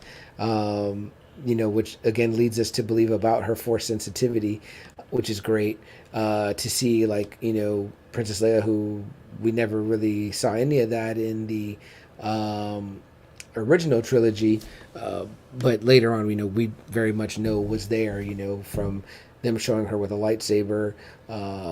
Later on, I mean, all that is super awesome. Mm-hmm. I mean, they're giving that character so much now. I know that they have kind of said, they've hinted around that Millie Bobby Brown has been cast as part of Star Wars now. A lot of people want her to be like a younger Leia. You know what I mean? I'm for it. Are you? I'm for it. Yeah, I've seen that deep fake where they, lay her face over her, and it's like, man, it's hard to tell or whatever. I showed my nephew. He's a huge Stranger Things fan. He's getting into Star Wars or whatever. He did watch that last episode with his Obi-Wan. He didn't watch the entire series because he's still trying to watch in order. I know it's a mountain of a task, but I'm like, maybe by the time you're 18, kid, you get done. But yeah, he was really into that last episode. Episode 3 is actually where he encounters him. Oh, okay. For the first time. Oh, right. That episode, right? Yeah. That was episode 3. Fucking quick and they nuts. Kind of have the rematch. Yeah. Mm-hmm. So that's that one. Episode 3 is that one. And that ends in dramatic fashion with that meetup, right? First time seeing each other again after so long. Him actually feeling, I guess, Vader's overwhelming. Well, dark side force. Let's back up a little bit. Yeah, well, yeah, right, because he's walking through the town, and what is he doing? Double A. Well, not just that, but as soon as he kind of feels it, like Obi-Wan kind of like, it's kind of like, whoa, yeah, like there's something big coming. Mm-hmm. Like holy shit, he's about to get out. They're about to leave. They're about to get off that planet, and he feels Vader, and he sees him for the first time in a costume, first time. And everything goes quiet. Yeah. And all of a sudden, Vader is just walking through that village, and he starts just grabbing people, killing people, just like nothing. Breaking necks with the Force. I mean, everybody, men, children, women. He's killing everybody. A very brutal Vader at that moment. Double A, I don't know who was playing him at the suit at what times, but they got that walk down, right? Yes, that walk was a very Vader walk. I was like, holy shit, that's like authoritative. What do you think it was like, Double A, in your mind? I don't know if there's any interviews out yet. I've been watching some of the interviews with Hayden and Ewan. They've been great, but I haven't heard anything yet. But this is Ewan McGregor's first time getting to face the Man in Black. It was. Yes. How do you think he felt? What was that like? Awesome. That had to be awesome. Now he gets to share the screen with not only an icon of Star Wars, or the icon of Star Wars. And I think that's what makes it so much cooler in the 6th episode when all that happens. But here... Oh, man. It's an icon of cinema. Man. I mean, like, I've been a Jedi, I've been Obi-Wan all this time, but I never faced Darth Vader. Now, you get to face like Darth Vader as we all think of him in our mind in the all black suit again, the man in black, and not Johnny Cash, but the as they say in Chasing Amy, blackest motherfucker in the galaxy, you know what I mean? So that had to be incredible. That had to just be really cool. You're face to face with easily one of probably the most recognizable characters in the world. Yeah. You know what I mean? Like Mickey Mouse, Superman, Darth Vader. You know what I mean? So that's fucking awesome, I think. But what do we get? Double A is a very different Obi-Wan. It's a very different Obi-Wan. He sees him and he kind of runs. Because he's like, I'm not ready for this. I'm not ready to face him. I'm not ready. I'm not even powerful enough to face this fucking guy. No, he knew where he was at, his limits. And I would definitely say that in that fight, if we count that as a full fight, it's like, Obi took the L in that one. He took the L big time. Yeah. That wasn't even close. It was nothing. It was just pure anger Vader just overwhelming him with the saber and the Force. Yeah, there's a lot of rage there. And then he, the burning part, where he chooses to burn him. I was like, holy shit. And the way he's just like holding him. He's just like if Obi-Wan's nothing. And then he just brings him down and starts dragging him through the fire. I was like, And why do you think, Double A, that he doesn't finish him then and I there? think because, one, he's probably like, I can't kill him this way. Yeah. It doesn't feel good. No. I'm beating some fucking old broken man. Yeah. I need this motherfucker to get stronger. Like, they can feel the Force in each other. He probably doesn't even feel. He probably feels like just feels like a little bit of fluctuations. Yeah. Like, what the fuck is what this? Happened? Like, this ain't the guy I fought like on Mustafar, when we were like sabering the shit out of each other, I think he let him go. I really do. Absolutely. I think he was like, this motherfucker is going to train now a little bit, as much as he can, so when I see him again, I'm going to fucking kill him. Yeah. Like, he wants to face Obi-Wan Kenobi, not Ben Kenobi, you know what I mean? Which he was clearly getting Ben, in that moment. Man, I think that anyone that loves Star Wars was watching that and was like, I was at the edge of the couch. I was I called my brothers right away. I was like, did you see that episode? I was like, holy shit, There was so many moments, Double A, where I felt like I was holding my breath through it, and after it ended, I had to be like, breathe, like, holy shit, man. I was like, that was fucking great. Like, I was like I wanted to stand up in my living room and clap, be like, that's just, who doesn't like this? Do you like Star Wars? Then you must fucking not like it, Because, that was an intense fucking episode. It was cool because we finally got to hear maybe, like, they're talking, too, for the first time in 10 years about everything, And it's like, yeah. Finally. It's just there, like you said. It's great. That's pretty much how that one ends, I think, right? Yes. He leaves him he sees him with that droid, carrying Obi-Wan. Yeah. Good droid. That was a good droid. And Reva kills that pilot that was supposed to be taking all of them. Yes. So yeah, I heard some fans, like Star Wars nerds, like joking about that guy. They're like, man, this character's going to be like a figure and all that. He's going to be like, R.I.P. to that guy or whatever. I'm like, yeah, they just called him by name and then he pretty much got killed by Reva, Yeah, so, that was cool, and then we kind of see where the Inquisitors kind of, I guess, meet. Right. And they have Leia locked up again, and Obi-Wan finds her. He goes there, because Tala still got her shape, yes. still active. That's right, She's still an active member of the Empire. Obi-Wan goes looking for her. He kind of gets his stuff back. He kind of gets that Obi-Wan feeling back. It's a little bit of mojo back, right? He's kind of testing his abilities, and then, we got to get to see him break out the lightsaber now. Yes, we do, he does in the previous one, but in this one, really, he kind of starts looking more like Obi-Wan. Yeah, dressing a little more Obi-Wan-ish too. So it's a great moment. I think that one ends with he's holding the water back with the Force. That was very cool too. That had to show a lot of strength to hold that kind of pressure back. Yeah, that was pretty cool. Which is like the under part of the they call it. And the tomb. That was pretty freaky, right? That was brutal. I was like, wow. They call it like the Inquisitorium or something like that. Some shit like that, but it's pretty much a room with Jedis. Dead Jedis. Dead Jedis, but they're like stuffed. Yeah. Like Like they're just like that, like in some type of goo or something. Maybe. Yeah, I was like, know. whoa! I was like, that's, and they even have like a youngling in there. I was like, what the fuck? That was pretty creepy. Was like, it was reminiscent to me of almost of what the Collector had. You know what I mean? But except they're alive. Except that, yeah, exactly. And these were not alive. These former Force. And Obi was looking at all of them like, what the fuck? Yeah, stuffed almost. Maybe they were. I don't know. It was something like that or whatever. I mean, they were all like that. It was like, holy shit. They're like me after a day of barbecue. You know, nice and stuffed. It was fucking. Style. It was freaky. I mean, you know, like you're like, oh shit. Like, remember they say like, oh, it goes down way further. This headquarters they had or whatever. You know, they're like, it's virtually unguarded. And that's when, you know, we meet the O'Shea Jackson character, Roken, and he's like, Arlene says, I thought that they were still being alive, but frozen in a sense. Possibly. I don't know, because Obi-Wan kind of, you know, when he lets go of the glass, you assume the water just kind of destroys all that part.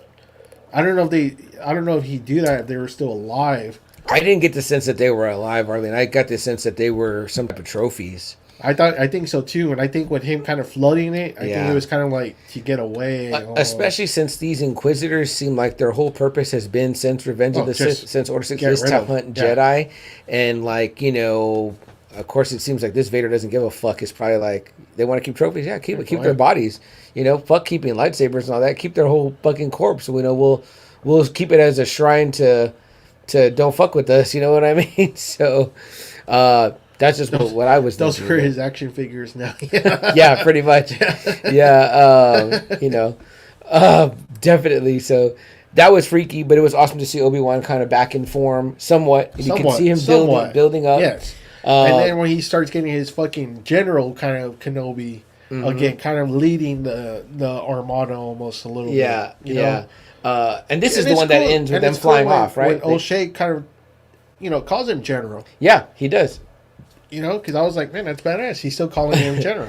What did you think about the scene, Double A? I saw it got some heat online where, like, you know, she's like, the coat, and him and Leia in the coat, and it did look funny because my immediate first thought too was like the classic, like, little legs, like Austin Powers, you know, the little legs on top of the mini-me. I think that was a joke at the fucking stormtroopers, just how stupid they are. You know, I mean, we get a little bit of the Mandalorian, remember where they're shooting? Yeah, you know, they can't shoot. You know, yeah, which I mean is like. You know, you got to admit, like, the Emperor's trying to cover the whole fucking galaxy here with, like, regular people. It's like, they ain't all skilled fighters, you know what I mean? So, I'm like, you lost that when you got rid of the clones, buddy. Clones are too expensive, remember? I guess so. You know, if The Last Jedi taught us anything, right? The war is expensive. So, so that's how that one goes into. Yeah, they fly off, and Vader's pissed, and... But she tells him, I put a bug in there. I know where they're going. And it's, of course, in her toy, and Lola. Yeah. You know, and then episode 5 starts out amazing because we're all like, oh, shit. Like, what the fuck is Anakin? Like, you see him from the back, the classic pose, the arms. And they're saying that him. he's looking at Padme's. Oh, really? I did not know that. That's what they're saying. He was looking at that. Very cool. Yeah. Very cool. Yeah. So that's a moment, right? I know some people were saying that you could tell he looked older.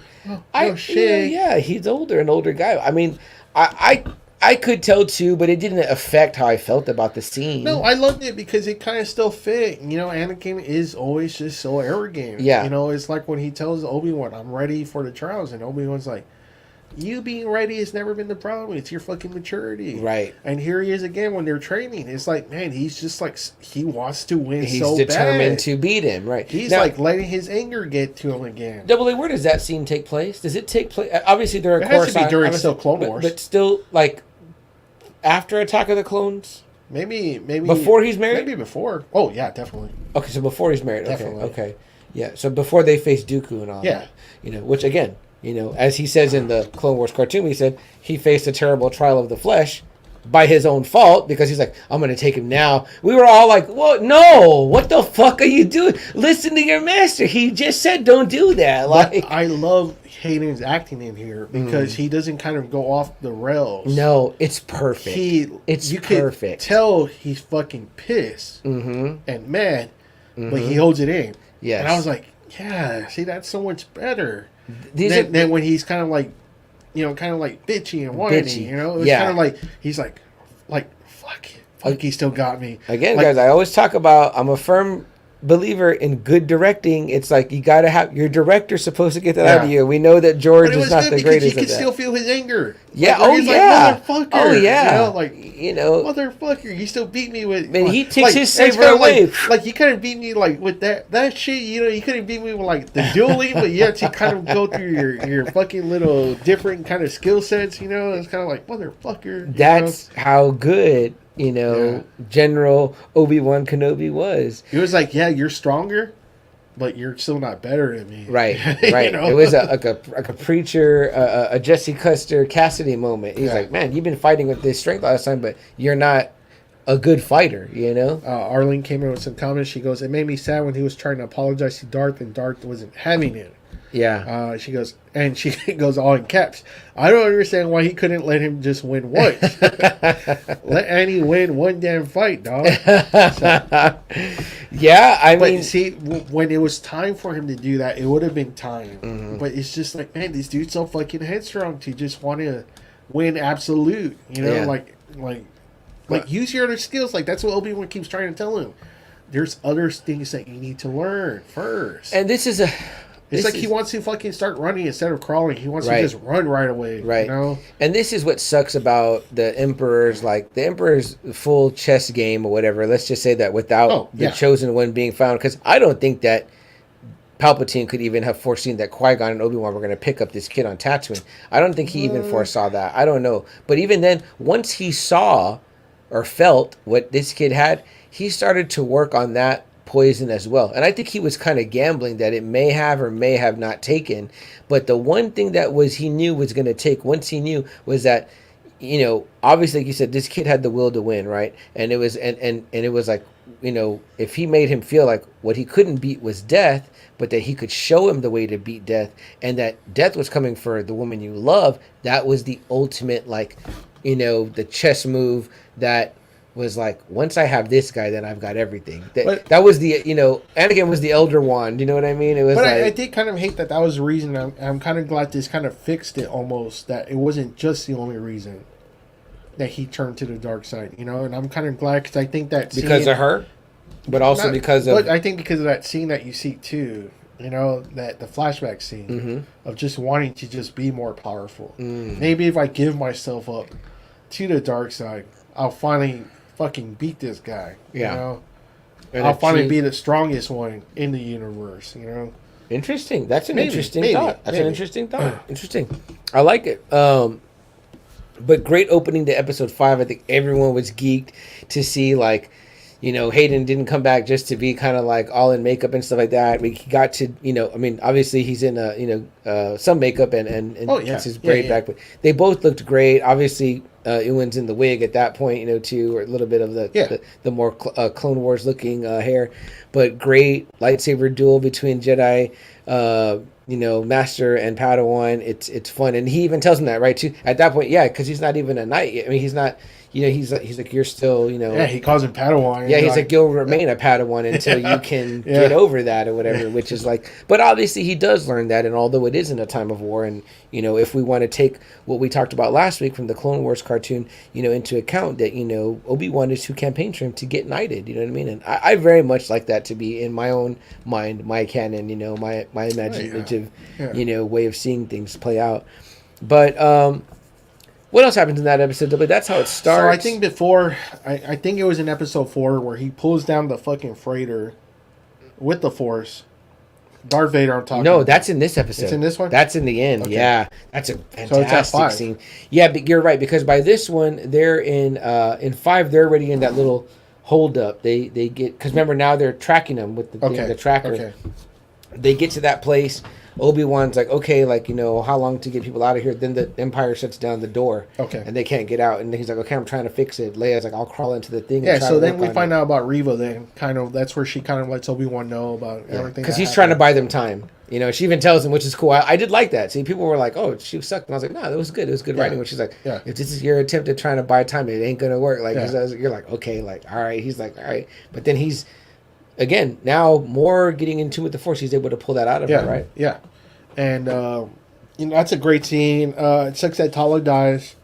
I really like Tala a lot. Man, I liked her too. What a great sacrifice, though. He didn't want it. She thermal detonator, which is a great callback. I was like, man, thermal detonator, right? When I saw it, that's when my mind was like, wow, like that's fucking cool. Like Princess Leia uses that later on in Jabba's palace.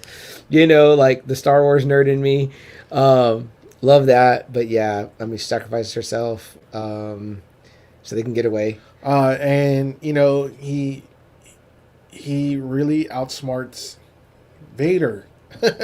Yes. Again, at the end of this one, the guys do such a great job, even with the body acting. That you can tell Vader's like fucking pissed. Like, this motherfucker got me again with this stupid little trick. Which is one of the things that David Prowse in the originals did so well. This is why George Lucas didn't need to add any unneeded dialogue. Because there's so many moments where you can kind of just see the body. It's just like crestfallen. Like, because they had just shown the flashback. And here he is again. He's probably like, it seems like he's thinking like, this motherfucker got me again with the stupid little trick. Do you remember in Empire? He fucking outsmarted me again. Do you remember in Empire when Luke lets go on Bespin? He just like lets go after he finds out all that. Yeah. His body's kind of like, oh shit. Like it's just his body where it's like obviously he's in the mask. There's no expression, but you're like, oh, we truly felt what you was going through right there. You know what I mean? Which is just like, like in Jedi, there's so many moments where it's like, it's just his body reacting and the mask has no face. It's emotionless, but you still feel it. You know what I mean? I'm like, that's perfect. Why George added, no, it's fucking beyond me, man. That's the most terrible shit. I need to check if my VCR works so I can watch those originals. But, yeah, super, super horrible on that. And they didn't need that in Revenge of the Sith. They could have just cut that out. But point being, I bet Lucas is crying when he was directing that. Like, oh man, this is so great. This is going to give me that Oscar finally. Like Martin does and Steven does and Francis. Yeah, exactly. This is going to give me that fucking Oscar right here. What's Arlene say there, Adole, that last she goes, I love how they ended the first series. Fingers crossed for more. Absolutely. With 6 episodes like the OG 6 movies, better than 3 Chef's Kiss. I agree, Arlene. We absolutely, like we said, we loved it. And we just came here to pretty much It was just a really good game. Good cat and mouse game for a while. Obi-Wan still had some tricks that, still surprised Anakin, so let's talk about that, though, real quick, Double A, because that scene, he's like, Obi-Wan's not going to leave these people behind, Yeah. And so he knew him too. He was like, like I liked that early on, when they were saying that. So that wasn't some of the trailers. They were like, the Jedi reveal themselves because they can't help but be Jedi. Which I was like, oh, I like that. I like that. Despite that now, it hurts me to say, I do know that the Jedi are flawed. There was a lot of things wrong with them. There were a lot of things that they didn't get right. You know what I mean? But, I very much still, dig the Jedi Order, and for the most part, the things that they stood for. Me and you have talked before about like the different codes, right? There's the Jedi code and the Sith code, and if you guys want to, I highly suggest like looking them up so that you can read them. But I don't keep the Sith one in my in my phone, but I keep the Jedi code in my phone. The Force through strength or all that shit. There is no damn it, what is it? I forgot. Like I think the Sith one says that one. There is no evil. There's only passion or whatever, which is beautiful too in itself. But the Jedi one says there is no emotion. There is peace. There is no ignorance. There is knowledge. There is no passion. There is serenity. There is no chaos. There is harmony. There is no death. There is the Force. So, like, I think that the Jedi had a good idea. And again, I can't read you the Sith one because I don't have it on me. I can look it up, though, Double A, if you want. You've got the... Oh, there you go. There it is. Right out of the Sith holocron there, Double A. For our audio listeners, Double A reaches for the book. Arlene also says, laughing my ass off, better than 3. That's the old school emojis of a heart. Silly nerd. Oh, shit, sorry. Yeah, we are definitely old school. The old school heart. Yeah. Excellent, Arlen. Good pull. Thank you. See, for us older guys here. But yeah, so this pretty much last scene in episode 5 got a lot of attention from the Star Wars fan community. They started to reference Star Wars The Force Unleashed games. I played through the first one and the second one, I believe. Second one was a lot shorter. Both lot of fun games. These games are now considered not canon. The character called Starkiller. Oddly enough, later on, they called the base in the new trilogy Starkiller Base. But Starkiller was supposedly the secret apprentice of Darth Vader or whatever. And when you're playing this game, you play as Starkiller. And this guy has some powers, man. I mean, he can do shit that you're kind of like, man. And I remember playing it with Double A's older brother, Will the Thrill, former alumni of this show, his middle brother. And Will says the way they make this guy in this show is the way that Anakin at full power should have been. He does this move where like he's surrounded by enemies. He can kind of like rise up in the air and like explode the force out of him, and it just knocks all the opponents back. He can do the force lightning. He can do, take control of your mind or whatever. He can do a lot of really cool shit. But there's a really awesome part of the game, and when you're playing the game, you have to do it where this Star Destroyer is pretty much taking off, and he pulls down the Star Destroyer or whatever with the Force, and it's cool because you're playing the game and you're playing it, and both of his hands are, and you've got to be like tapping the buttons or whatever you're doing, and your controller's shaking or whatever, right? So you're like, oh shit! So you're like, and you're trying to like pull the thing down or whatever. So in this final scene, right, Double A, it's like they're taking off, right? Like, that Obi-Wan's got everyone in there or whatever. He goes in to get Kenobi. He sees the stormtroopers are down. He's like, this motherfucker, you know what I mean? Like, he's like, he doesn't care. He's on a path.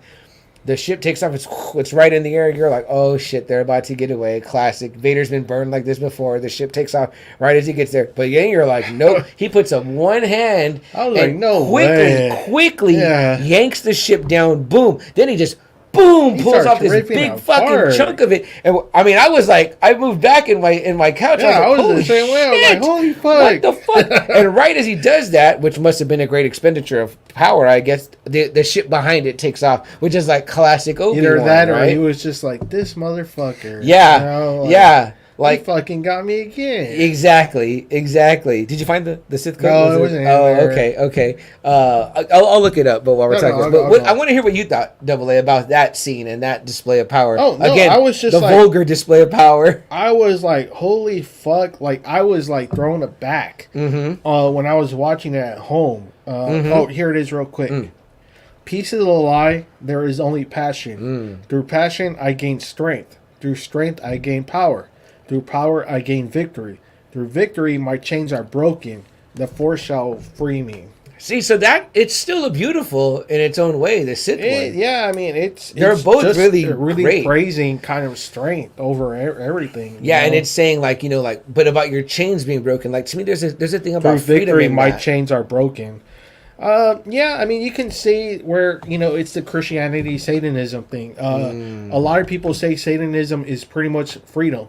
A lot of times, the way people see it that way, it's kind of like free from religion, free from this. It's freedom almost, and you don't have to kneel or serve a god. And I can see it. That's where maybe whoever wrote the codes for both probably got. I mean, it's very biblical. Yeah. The Force is one thing, the Sith is the other. The dark side. I mean, it's fucking called the dark side for fuck's sake. So I mean, it's power. It's freedom. Where the other one is harmony, peace. Right. That's the beauty of Star Wars, though, right? Like you can imagine that if Sith wanted to be married or whatever, if they wanted that, they seem to not. They just like being just powerful. But if they did, they would embrace it. They'd be like, "Yeah, do it. Do whatever you want." Yeah. Like you feel love, right? You feel it. It's a base emotion. Go with it. You know what I mean? Whereas the Jedi is like they gotta hide everything. You gotta harness that, rein that in. Look how much it fucking hurt Anakin so much from wanting to be with Padme, but he couldn't do it out in the open. Yeah, which makes you think, right? I mean, like they were like in many ways kind of like priests, where they were forced to suppress those things or whatever, and those that didn't want to got away from the order. We talked about Quinlan Voss. We talked about I mean, like if you watch the Clone Wars cartoon, you see where even Obi-Wan had a thing with Duchess, Duchess from Mandalore. I mean, like there was definitely something there. I mean, I think that he would have left the order for her. I think, what I mean. I don't know, he definitely felt stronger for it. And Anakin tries to be like, hey, tell me more. Obviously, he has a vested interest because his master felt something too. But, I mean, come on. Those are the emotions that you feel as like a living creature or whatever. I don't think that like the living force would be opposed to love because obviously it comes from that too. You can still be a force user. All you would do is just take the title of Jedi. But who's to stop anyone from you still... practicing and learning the fucking thing, right. Again, this is one of the things that Luke should have fixed in his new Jedi Order or whatever. But alas, we don't have that in the non-canon comics. He did fix that, yes, and has a wife and has a child, I believe. And Luke and Leia have 2 children, I believe. Yeah, he does really good. We're cheated those stories, so maybe we get maybe instead of this Star Wars Visions, we get the Infinities or whatever they want to call it going.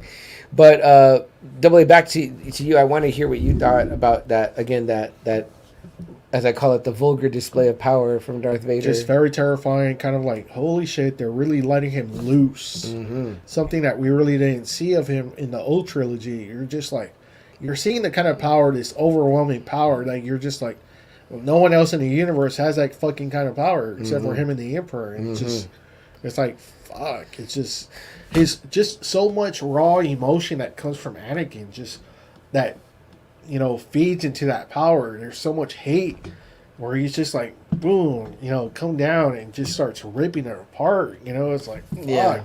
This guy is just like pure anger. So at this point. People coming away from the early episodes complaining, like at this episode right away at the beginning of 5, we get this great flashback.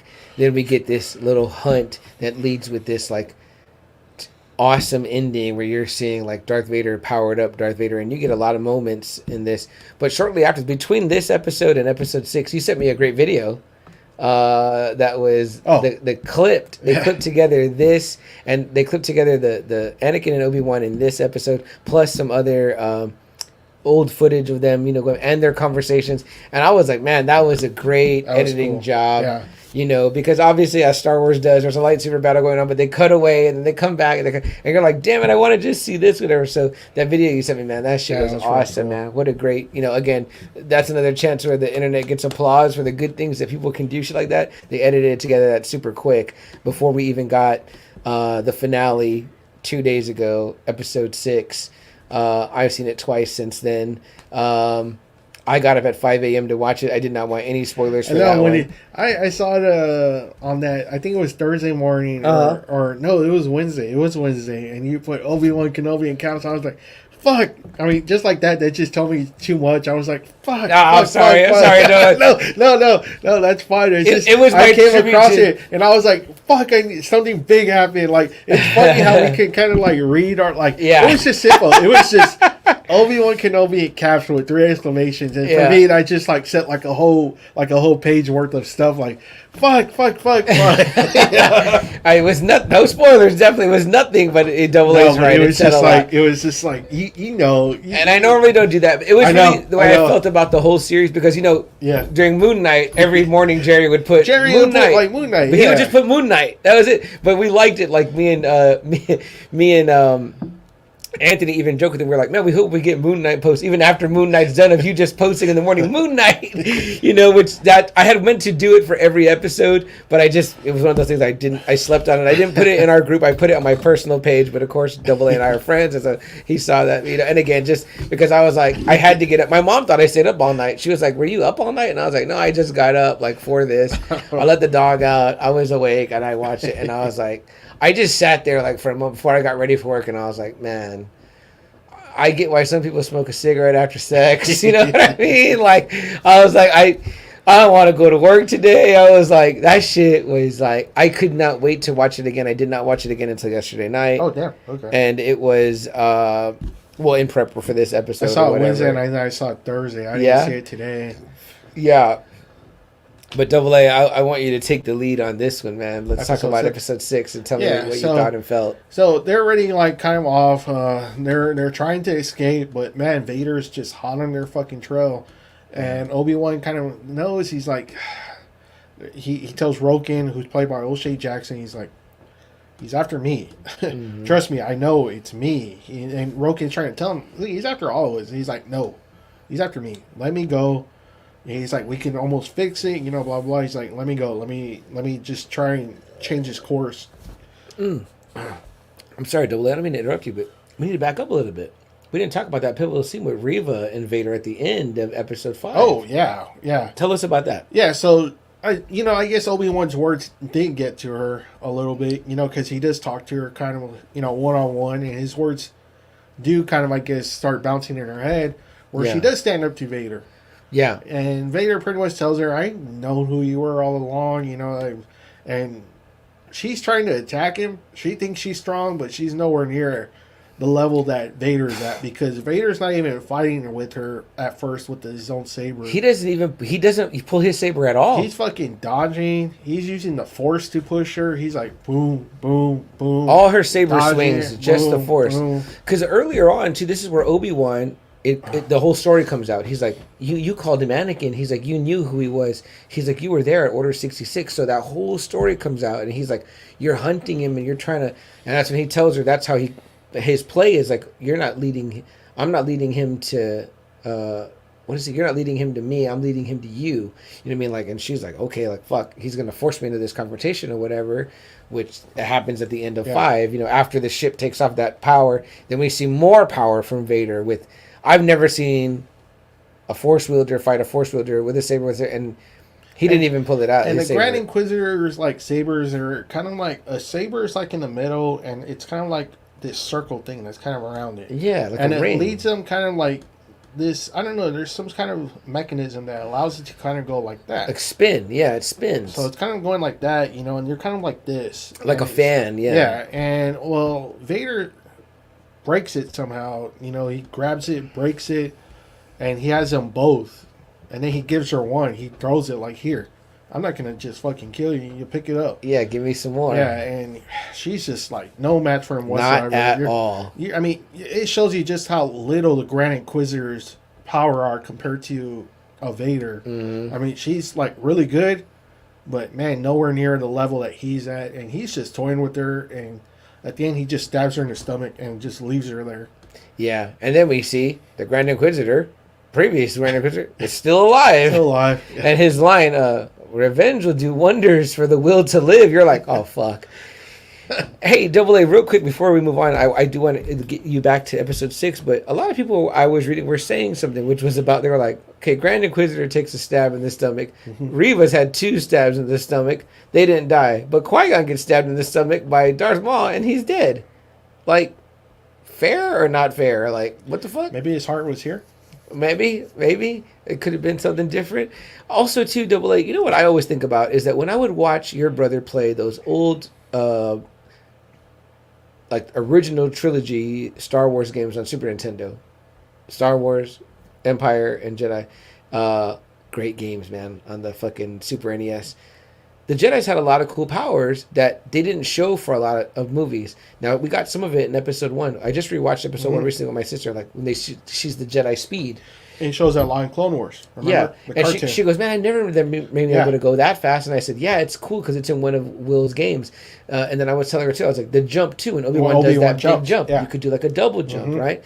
But also another power that kind of gets underused and never talked about or shown, but they do have it, and maybe only certain Force wielders can do it. But like Rey shows it is like the Force heal. Some of them can heal. Now, seeing that, I had only ever seen Grogu and her do that. I don't think I've ever seen any other one do that, because I freaked out when I saw Rey do that. Yeah.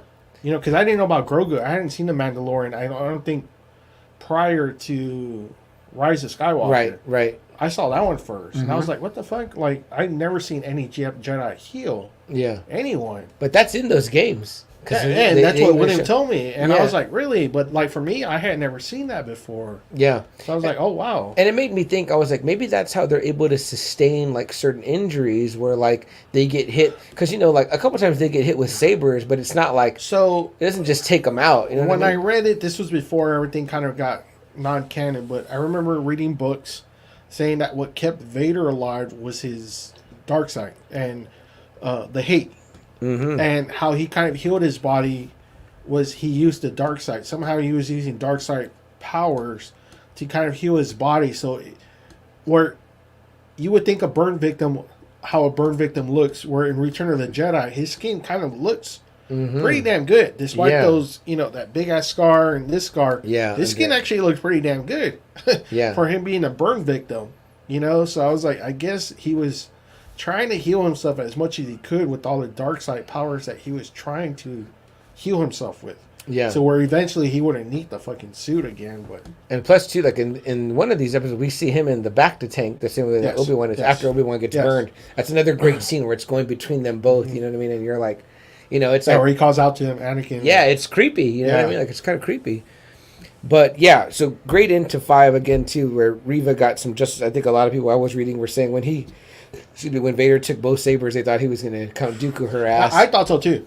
I thought right away too. Yeah. I was like, holy fuck, here he comes again with Dooku. Yeah, I thought that the same too. But to see him not even pull his own saber on her, like it was like she wasn't worthy. No. Like it was like, man, that was fucking insane. And I never, like I said, someone just block every saber swing, like he was like with no concern. Like, it was effortless. It was truly effortless. Like a very powerful Vader. That's just how strong he is with the Force in Episode 5. Yeah, but again, get back to 6AA. So they're on the run. Obi-Wan is realizing that he could be the only. Yeah, bait. So he leaves. He takes off on his own, and sure enough, he knows Anakin too damn well. Vader's like, we follow Obi-Wan, and the Grand Inquisitor is. I thought he was going to start choking him, honestly. Yeah. Grand Inquisitor is like, we have to go back a little bit. He's like, we have to go after these guys. These are the fucking rebels that are going to lead us to, that whole underground shit. Obi-Wan's just like one fucking Jedi that's not even like useful to us whatsoever. Yeah. He's like, and Vader kind of just shuts him down real quick. He's like, he is not fucking that one Jedi. He's more than that. Yeah. And we're going to follow him. And they're Force-sensitive people, right? Yes. AA and that other ship. So it's almost like these potentially could grow up to become a new band of, people against you, whatever. For Vader, it's like, no, it's this motherfucker. Yeah. I need this guy. Oh, especially after he just got burned in the last episode. Yeah. Like, not literally, but burned in the sense that he's like, you fucker with the shit. Yeah. You know what I mean? Yeah. That was him playing fucking games with Anakin. And like, the turning of Reva, which he's like, he was wise. He's like, against me. Like this motherfucker turned her too. Yeah. Damn. Like the chip on fucking Vader's shoulder is just getting bigger and bigger, and it says Obi-Wan on it. You know what I mean? He's like, this motherfucker right here. So they go after him, right, AA, which is what Obi-Wan wanted to give the others time to escape. And he knows, again, he's like, this is still Anakin. Despite this whole Vader, it's still fucking Anakin. I know how this motherfucker thinks. Yeah, he wants the win. He wants me. So he's going to come for me, which he does. Oh, man. And then this is where it was finally like, okay, this is like Episode 3 Obi-Wan. And now we're seeing Anakin, how much he's improved in that 10 years. Mm-hmm. And man, when they, start talking, and then he does his pose, when he goes, I will do what I must. And then he goes he does his Obi-Wan pose. The 2 fingers out. What people call Form 2, is it? Or Form 3? Some shit like that, yeah. I mean, you're like, oh shit. And I mean, I didn't know this, but people were saying that Disney was already touting it as like the rematch of the century. Yeah. And I was like, oh, I didn't know that they had gone to those links. And I was like, man, how is it going to be as good as the first one? And man, it was great. It was just really cool to see Ewan McGregor go up against Vader. Darth Vader. The Darth Vader. Both of them were going all out. Yeah. Like, even more so, they were both using the Force on each other. Holy shit, were they using the Force, man. He even punched Obi-Wan. I was like, what the fuck? Yeah. Like, he punched him. He fucking punched him. And then Obi-Wan fucking crushes his chest with the end of the saber. The butt of the saber. First, the rock thing. Yes. Where Darth Vader is like, oh, you got your strength back. But the weakness is still there. Yeah. And then he throws him. Yeah. And then he does the Force fucking shit in the ground. Crushes him down. Yeah, where he makes a hole. Which was hype. Like, I was like, holy shit. Like, fucking Vader, really, on the Force. And then he starts burying him, but then you can tell Obi-Wan was still using the Force. To keep just enough space. And then he had, his Spider-Man moment, that Ditko, where he starts thinking about Leia and all that. And, man, he just, boom. And man, he starts going in on Vader. There's that great moment where he has all the rocks. Man, that was so cool. He breaks his fucking chest piece, like you said. But he's using the end of the saber, right? He's hitting. Boom. It's so neat when you see these guys doing physical stuff when they have this other powers, but they're like, nah, I'm still going to use the physical fucking, like the way that one of us would smash like a walnut, and then I'm gonna smash this shit with the fucking saber end. And I was like this, like when I was watching the fight, and then when I heard him breathe, like that breathing, I was like, I turned to my wife, I was like, holy shit. I was like, man, he's not breathing anymore. I was like, fuck. That was from Return of the Jedi. Like, we haven't heard that since then. I was like, man, I told my wife, I was like, I've never seen fucking Vader get whipped this bad. Obi-Wan's fucking pushing him. He's fucking beating on him. He can't breathe again. He's fucking moving all around Vader. He has that. I mean, the Force is just with Obi-Wan at this time, just fully with him. And he's whipping Vader's ass. Yeah. He's just whipping his ass. He's getting him. He slashes his back. Then he does that final blow where he leaping slash, right? Where he gets him the helmet, and it leaves that big fucking hole in his face, and we finally see Hayden Christensen, there, and Obi-Wan kind of stops when he sees him. Yeah, because he's like, oh, fuck, fuck, like you're fucked up in there. Yeah, Yeah, and he's like, I'm sorry. He kind of tells him again, I'm sorry for everything that's happened. Yeah. And he starts tearing up because he's seeing his friend. And some people have theorized that little moment, Anakin came back. That little moment, he kind of broke through Vader and he was like, I'm not your failure. I did this. It was me. Yeah. It wasn't you. And it's like people are saying that after that's how Obi-Wan was kind of able to move, because he was like, he lost this guy way before that fight. That Anakin was already lost, And, then Vader was like, I killed him. I killed Anakin Skywalker, Yeah. Which is what he does tell Luke later on in episode 4, we know that. I love, too, how they intermingle the Vader voice right? and Anakin's that was great. Voice. The whole part, man. That was great. I told you earlier, I cried both times. I was like, man, I was so hyped because I love Obi-Wan so much. And for him, like... Again, I've never seen Vader just get his ass handed to him like the way he did. I mean, man, Obi-Wan kicked his ass worse than the first one. I mean, man, where he was on his knees, he was struggling to breathe. I was like, man. Now, Double A, I know that you're like me, where you've probably made your way through enough YouTube lightsaber battles, whatever. I'm sure you've seen, although I haven't watched the episodes to that point yet, but I'm sure you've seen the famous Ahsoka Vader encounter. Oh, yeah. Online. A similar moment. Kind of. She has like she breaks a little piece of him, and that's how she was able to like kind of see Anakin. She's like Anakin. Where she finally kind of believes that what happened. How did you feel about that? Because I immediately saw it as a callback to that. Oh, so seeing like...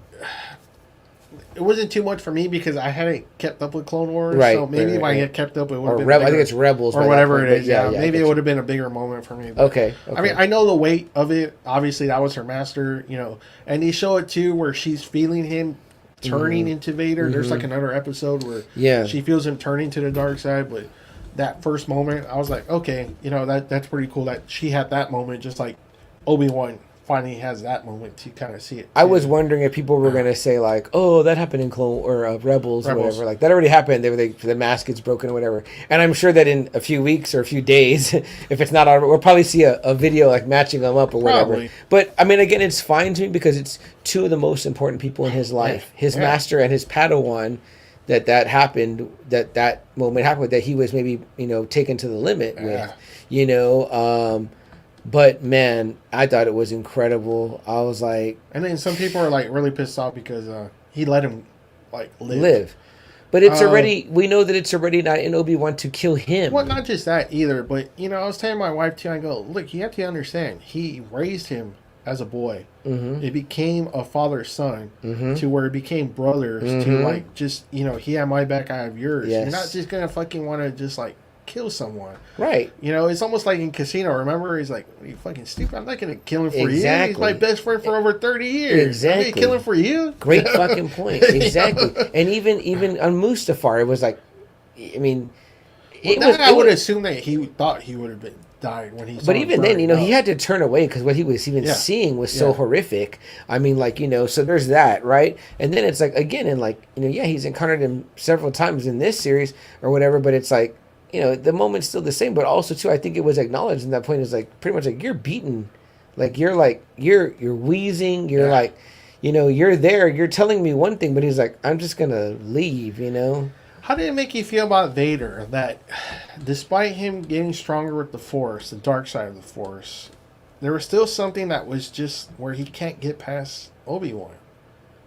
You know, like he could kill every other Jedi. He can outmaneuver. He can outpower this and that. But it was just something about Obi-Wan that he can't jump that hurdle over. Yeah.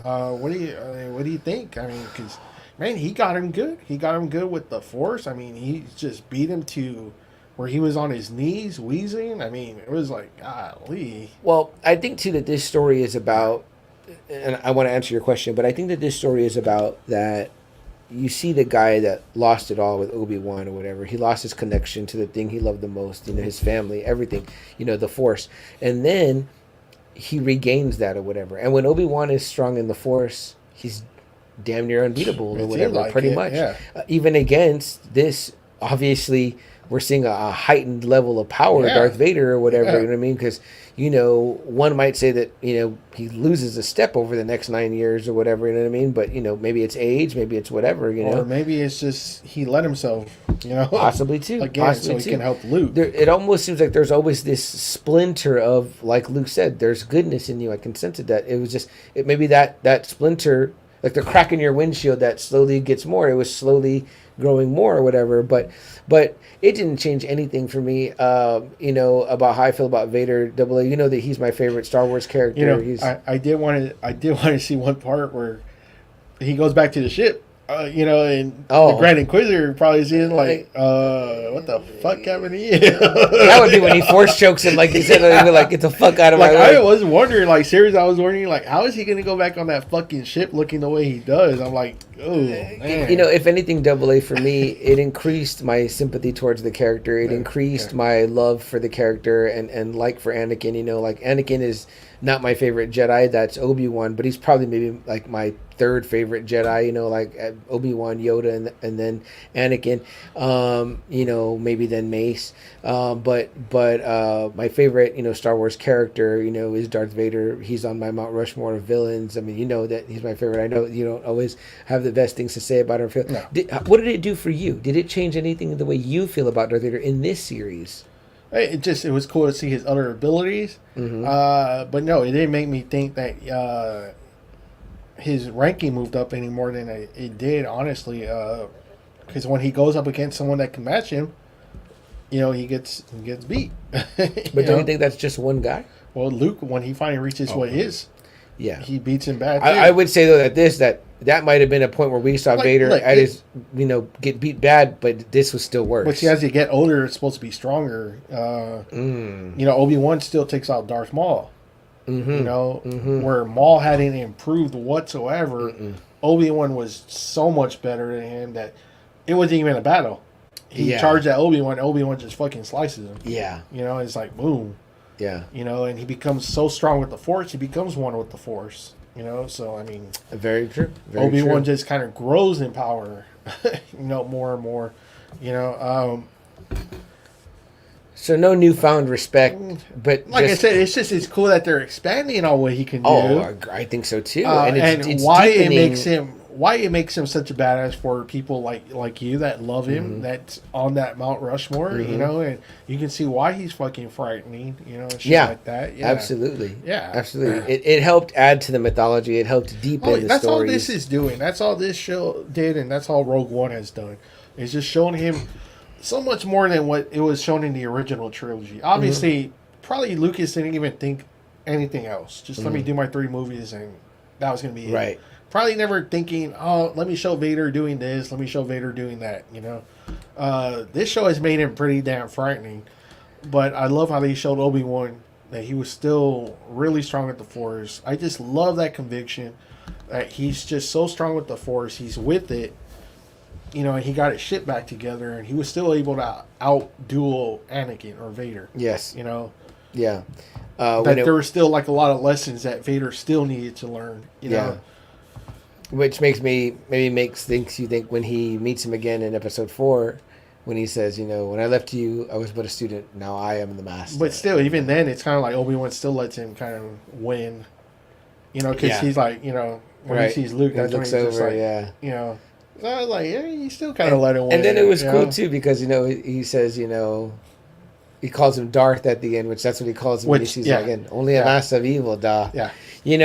Which, I know is a choice because I've read some people like in Star Wars groups saying like, damn it, Darth is a title, not a name or whatever. Like, why doesn't Obi-Wan know that? And then I was like, to me, it's like, that's so Obi-Wan, though, to be like, oh, okay, Darth. You know what I mean? Like, okay, like, it's like, ooh, Darth. You know what I mean? Yeah.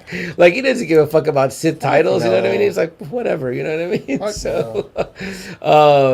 So we get that, and then we get one of the first cameos afterwards. We get, Vader. He's obviously healed up from that encounter. He has a new whole suit, and he's talking to Emperor. The Emperor, Ian right? McDermott came back. I was like, badass. One more time to be the Emperor. And then, I mean, that throne room, man. Wow. What did you get out of that conversation they had? What did you get out of that? Man, because Vader is so fucking fierce. He's so angry. He's like, I'm gonna get him. I'm gonna blow up this. I'm gonna blow up whatever I fucking need to get back in it. Yeah, there's definitely a little bit of like the Emperor seeing that like you're kind of obsessed and like you need to back off a little bit. Like, right, we got other things to do. That's kind of what I got too. Now, why do you think the Emperor did that? Because he kind of feels like he felt like a conflict in Vader. Like he's like, you still have something, with your master there. There's still something there between you and him. Yeah, like you're not fully invested in what we're doing until you've let that go or whatever. But you either. But it's like you're still clinging onto it, right? That's kind of what he was saying, right? Yeah, that they're still part of you. There's an interesting thing that I like from a song by the Lumineers, and it says. It's better to feel pain than nothing at all. It says the opposite of love is indifference. If you ask someone, I think I've said this before on the show. I probably have said this before on the show. But when you ask most people, you say, what's the opposite of love? They say hate, right? But it's not, because if you choose to hate, you're choosing to care. You're caring enough to hate.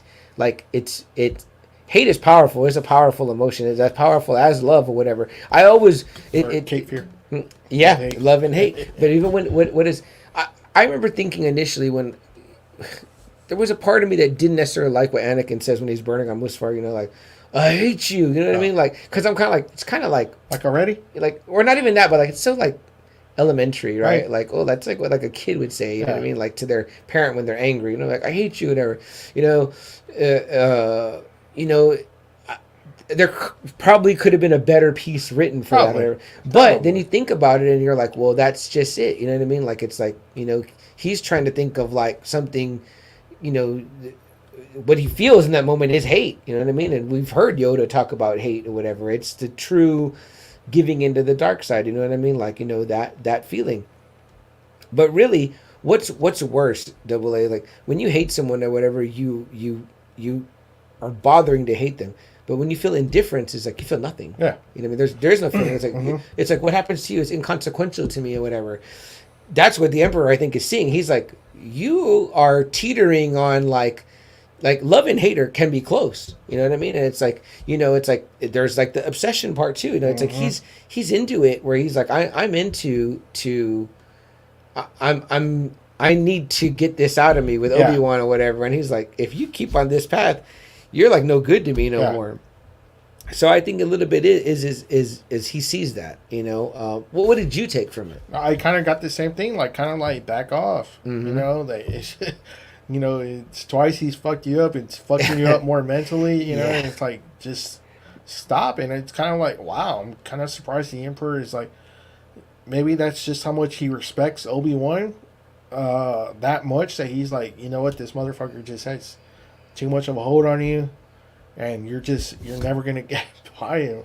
Yeah, because he's so strong with the Force, you're just never gonna get by him, and those L's weigh on you, right? Yeah, and I think you're right. I think it's like, focus on this, what we're fucking doing. He's one guy that's never gonna come back to us. It's an Empire against one Jedi. Right. He's not gonna come back. Right. It's fucking focus on what we're doing here, what we're building. You don't think that the Emperor foresaw that like there's another one out there, and we need Obi-Wan to train that other one? No, none of that. No, that was all. Nothing was known about the kids. Okay, good. And that's what I liked about Obi-Wan, where it was different. Where Luke, he read Luke in Return of the Jedi, where he's like, "Oh, you have a sister." Right. Obi-Wan had kept that shit. He's so good, so experienced that Leia, Luke, he's not letting Vader get in his head. Yes. Agree. Where Obi-Wan's so fucking experienced, where Luke wasn't. You know, and it's just it's like no, he doesn't know they're kids. What do you think about Double A? Like, and remember, he even says that in what is it, Empire Return, where like Obi-Wan's like, if the Emperor ever found out that Anakin had kids, he would, try and get them into the dark side right away. He's like, that's why they have to remain, not, safely anonymous. He knew if the Emperor ever found out Anakin had kids, and that'd be dangerous to the whole universe. So Double A, when do you think it is? Because me and Untamable Amy were talking about this. Whatever, we're just like both enjoying the series, and we rewatched it.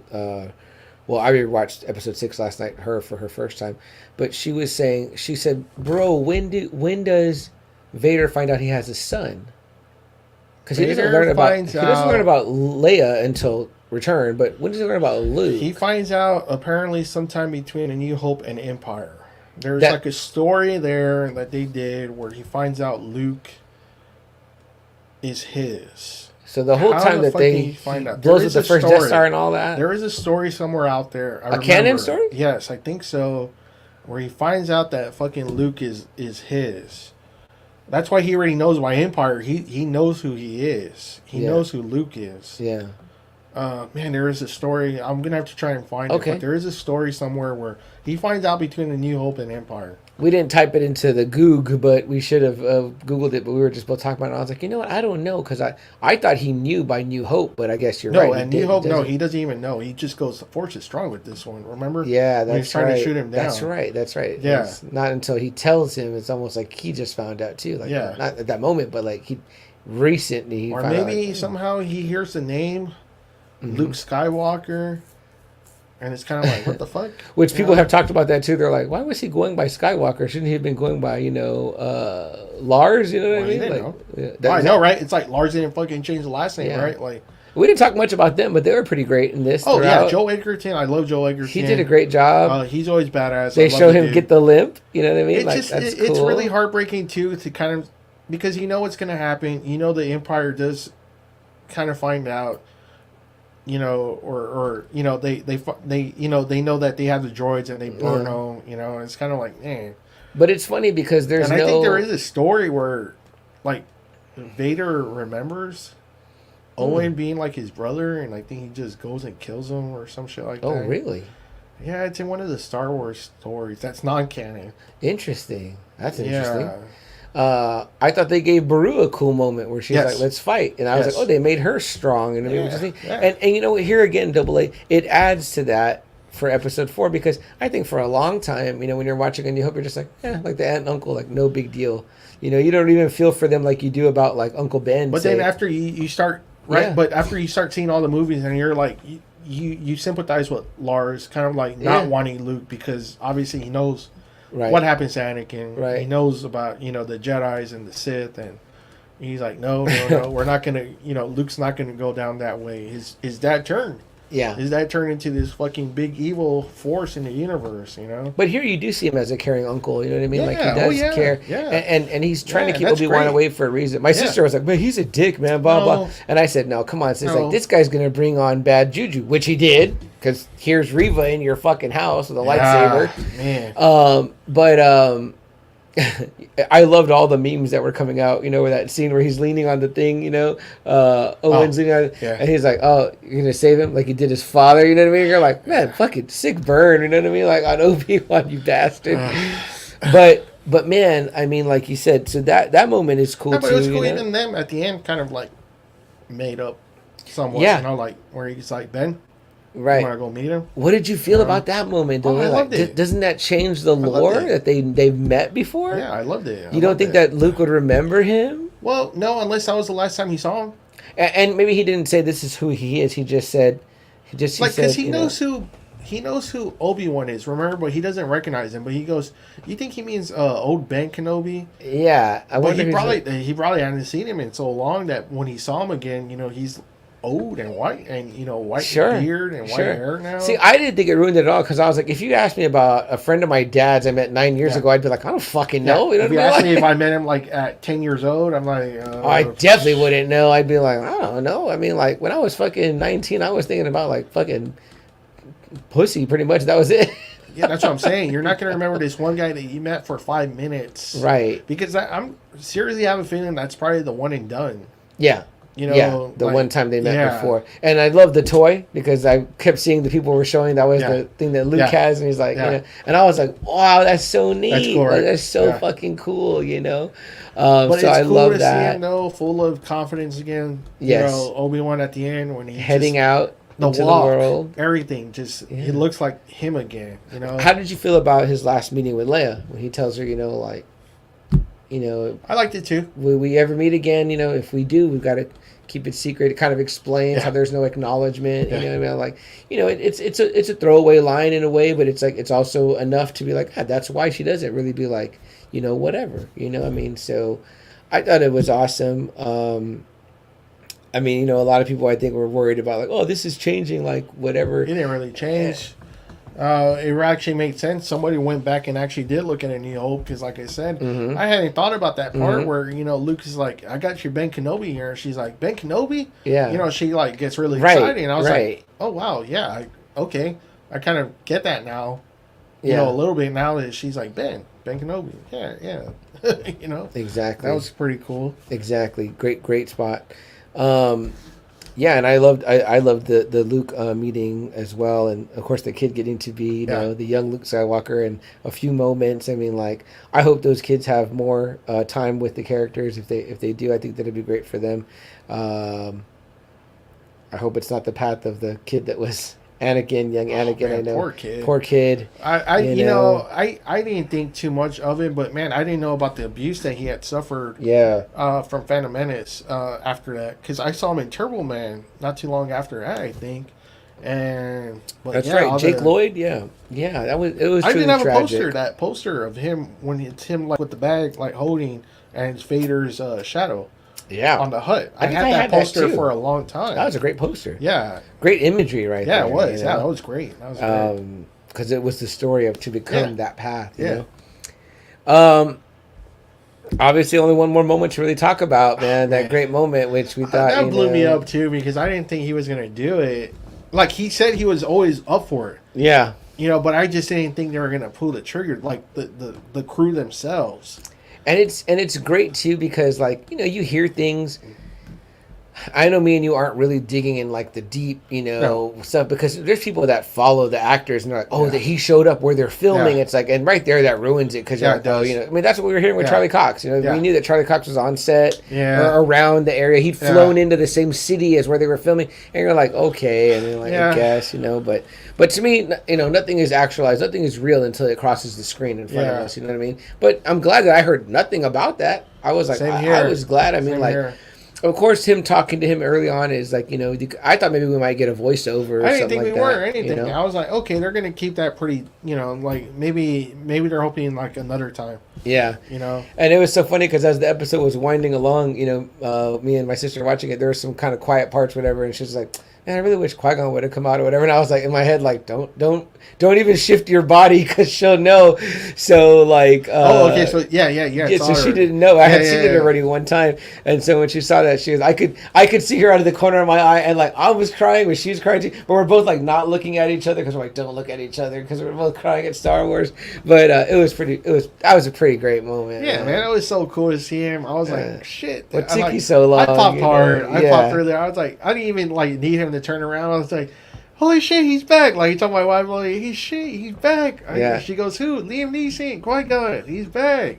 And he's like, we got a lot to do, a lot of work to do. He's like, you weren't ready to see me yet. Yeah. And he was like, come on, we got a lot of work to do. Which is like, man, Obi-Wan wasn't ready. Yeah, exactly. Yeah, I was like, the old team's back. I'm telling you, man, from the not together since episode 1. I mean, not together since 1999. They were the badass twosome, you know? Shit, man. I mean... And for him to say, like, Obi-Wan still had a lot to learn, it was kind of like, damn. After what we just saw, okay, here it is. Now you've got to learn how to become one with the Force because you can continue to train even after your, you know, supposed demise or who knows, right, Double A? Like, maybe the moment that you become like that, well... I mean, for Yoda, it was different because he just kind of passed in his hut. But like, maybe it has to come at like a moment of like I don't know, intense whatever. Because obviously, him confronting Vader in that moment, with his son's life on the line that he'd been protecting. It's like, this is the moment where maybe you just know. He already knew. Yeah, this I think is he the had moment. so much training already that he was like, okay, I'm giving myself up right now. Maybe that was like for Yoda in Dagobah. He gives himself up because he's like, I'm done now. Yeah. I've completed what I have to do. To that, It's almost like they're so connected now. It's like they know already. Okay, it's leaving. Okay, and boom. It's in, And I can tell you right now, man, Double A, for me, I think without Vader's redemption in Jedi, he doesn't maybe not become a Force ghost. He doesn't but get. Still, I never got that part. Honestly, Yeah. I still never got that part. How he was able to become one. Even before all this, I was like, how the fuck did he become a ghost? Hey man, it's all about that redemption, Double A. Sometimes you just gotta double down on it. Maybe. I was like, all right. But man, Obi-Wan Kenobi. It was great. What a great series. My favorite, again, it just reinforced him as my favorite character, my favorite Star Wars character. I love the series. It expanded more on Vader's powers. It gave us, if this is going to be the last fight between them, that's awesome. I'm glad we got to see him. Yeah. He got to talk to Anakin one more time before he finally knew for sure that he was gone. Right. There was no more. That's why I think at the end when he tells Luke like he's more machine now than man. And it's like it's all fucking twisted. Exactly. It's like, and we talked too about we're like a lot of people have been buzzing around a season 2 whatever, and people are like, some people say no, why, what's the point? Some people say but what would it be about? But me and you were saying they would be like, obviously training with Qui-Gon. Yeah, and obviously Vader's not in pursuit anymore because that's kind of the vibe we're getting from the Emperor. Man, maybe you go Godfather too, like you said. Give us the flashbacks. I would love that. Give us all that kind of stuff. Not only that, but how much space is there to do so much with that? Give us flashbacks with him and Master Windu, him and Master Yoda, him and Kit Fitzgerald. And then how cool maybe it would be if you brought in the Rebels one and you brought in Ray Park. Yeah. To do Darth Maul again. I mean, he's been in Solo. Yeah, absolutely. I think why that not would be that feud again. That'd be a great idea. I mean, like, show us the progressions, add a little bit more of the gray in slowly. You know what I mean? And because a lot of people were like, "Man, in 9 years he gets that old or whatever." You know what I mean? I was like, "Well, I mean, the guy's lived a harsh life." In 3 years, I've gotten this gray. In fucking 3 years. There's nothing there. I'm headed to Doctor Strange territory on my side. You know what I mean? There's nothing here when fucking 3 years ago. And now I got a whole thing right here. This podcast is stressful. See, it's causing Double A to turn gray here. I mean, it's just like that. It really happens just like that. It's like before you know, it's like boom, gray. I mean, I don't see there's any reason why he couldn't just turn gray. How old would you? Okay, Obi-Wan probably in Phantom Menace is probably like 20, 21 maybe. Okay. Right? Give or take. He takes Anakin from him being like, 9, 10 to where Anakin's about 18, 19, probably in Attack of the Clones. Yeah, because some time passes between Phantom Menace and whatever, because by Attack of the Clones, Obi-Wan's already like a fully fledged knight, and Anakin's probably aged in up. his maybe early 30s now. Okay, yeah. So they were adding. And then you add in that Clone Wars section. I don't know how long that would be between Attack and Revenge, but by Revenge, Obi-Wan's already looking a little bit older now. Yeah. Maybe in his 40s now. Maybe Anakin's adding another. Let's add another 10 years. Okay. Maybe he's peaking. Maybe Anakin's peaking like at 28. Okay. You're at a great spot right now because we know Revenge to Obi-Wan, it's another 10 years. So he's already in his 50s. He's got that 50, yeah. And then you add another 10 years. Yeah, he's already in his 60s. Yeah, you could easily be gray. Well, my dad's in his 60s. He's gray. You know what I mean? So it's like. And then Vader would be about right too. He's an old man by the time Return of the Jedi comes around. Looking older, right? Yeah. So that does track. So I don't know what people were talking about where they're like, "Oh, he looks too young," or whatever, and I'm like, you can easily have him shorten up the hair, and like I said, still if Ewan is looking like a younger guy, I mean, you can start to just add the gray in or whatever. Look at what they did with Negan or whatever in Walking Dead or whatever. It's like it went from him being like with like jet black hair, and only 6 years passed. But again, too, don't forget. Life stresses you out. You live a stressful fucking life. It's like you go gray a lot faster. You know what I mean? This used to be jet black, this birthmark, and it's fucking all white now. So, I think that's easily explained. I mean, like, it would be cool to see exactly what you're talking about with him in the mall thing. I mean, like, I think the one thing they've yet to do is actually convert anything directly from that. We've seen it in animated and the same scene in live action, but I don't see why you couldn't or wouldn't do it. Even if they didn't do it season 2, I'd be happy with just this. Oh yeah, no, me this too. is all we got. I'd be happy. We got the rematch. Right. It was a damn good fight. You know, it was just really cool, and it's awesome. No, I loved it, man. I loved it. Can't say enough about it. Again, I said it earlier at the beginning. I said it in the middle, and I'll say it now towards the end here. But if you haven't watched Obi-Wan Kenobi on Disney Plus, it's all episodes are out now. Go binge, go stream. If you've already seen it, see it again. and seriously, those last 3 episodes alone, you're like, fuck. Yeah. You know? Truly enjoyable. My girlfriend hasn't seen the last episode. I look forward to watching it again with her, so I'm hoping we get to do that. But yeah, it was, I mean, super badass. My mom didn't get to see it either. She was watching most of the series with us too. And this is my mom watching it. She has no idea about timelines or anything like that. She's just like, oh wow, that's cool. Like there's Darth Same Vader thing with my again. wife, man. She loved it. Mm-hmm. She cried like I said. She cried at that scene where Obi-Wan slashes his helmet. Yeah, she cried. Great moment, man. And then it was great too. I don't know if you heard, but I made a comment to my wife. I think it was when he was singing Luke and the fucking music comes on. Oh yeah, the Star Wars music. Yeah, I was like, there it is. Finally, that music, that beautiful music. There it is. I wouldn't have minded if they would have pumped in a little bit of the Revenge of the Sith music during their battle. That would have been a nice little touch. I'm not complaining, but that would have been awesome. But it was great. It was great. Yeah, I have no complaints, man. But yeah, that definitely. Anytime you put that John Williams in there, super nice. But guys, I think that's it. Double A, right? Yeah. For Obi-Wan Kenobi. Yeah. If you guys haven't seen it, go watch it. Ewan McGregor, man, totally kills it as Obi-Wan Kenobi. Great to have James Earl Jones back. Great to see, Ian McDermott, Liam Neeson. I mean, the new characters Jimmy were great. Smits.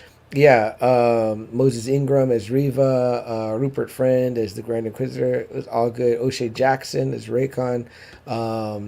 Tala's character, the young Leia, the young Luke. I thought it was a totally fun show. Yeah, Joel Edgerton. It was just a totally fun show. Really great to see some of those old cast from back then. They still looked good to me. I was like, wow, they still look really good for that being like 20 years ago or whatever it was. No kidding. Yeah, almost 20 years already. From Revenge. And then just the little nods, you know what I mean? Like I said, Owen falling and having that limp or whatever, you know what I mean? It's like, man, that's cool. Like that's like right there where it's at, So, and give me more, I'll take more. Yeah. You know what I mean? Yeah. Like, shit, that's what we always not? keep saying. I'll be watching more Star Wars. Yeah. Absolutely. Well, shit, Double A. That's all I got. Yeah. We couldn't wait to talk about this one, guys. We hope you enjoyed it. Don't forget that there's going to be Kings of Horror this weekend at the Vibe Center. More stuff to come. We don't have a plan for next week yet, but there's lots of great TV. I think it'll be July, the first Friday of July next week. So. Okay, nice. Yeah. There's always First Friday art here down in San Antonio you can check out. A couple more weeks, and we're definitely going to be covering The Boys. Yeah. I have no doubt because there's a lot to unpack in that show. It's going to be so much fun. I can't wait to talk about it. I'm enjoying that every week. I think we're still not watching Ms. Marvel, unfortunately. I heard there are some cool things that have happened, but I've got to have a lot of energy to watch it. I'm just not into the character. That's all I'm going to say. Yeah. I think tentatively we're going to catch the Elvis movie together. I hope so. I hope so too. I hope so too. So I'm looking forward to that one, to seeing it. I saw the guy dancing on Fallon. He did really good. Yeah, I was like, it's funny. I was like, that's Tex. Tex from Once Upon a Time in Hollywood. I was like, that's fucking Tex. No kidding. Yeah. That guy? Yeah. Oh my gosh, I didn't even realize that. Dang. I was real as a donut, motherfucker.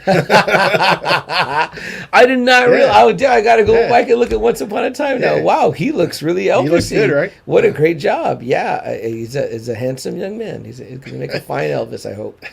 Well, that's it for us, guys. Yeah, and I love that director's. Real quick, I love that director's movie. Oh, Baz? We love Romeo and Juliet. Yeah. We love Great Great Gatsby. Okay. My wife loves Moulin Rouge. You know, she loves all those kind of movies. That he has a really distinct look to his films. He really does. When I saw the trailer for this, it's one of those directors that has that style that we always talk about. Absolutely, absolutely. I like the Romeo and Juliet. I like Great Gatsby. I've not seen the Moulin Rouge. My wife loves that with Ewan McGregor. Oh, very nice. Yes, of course. That's right. That's right. The great Ewan McGregor, man.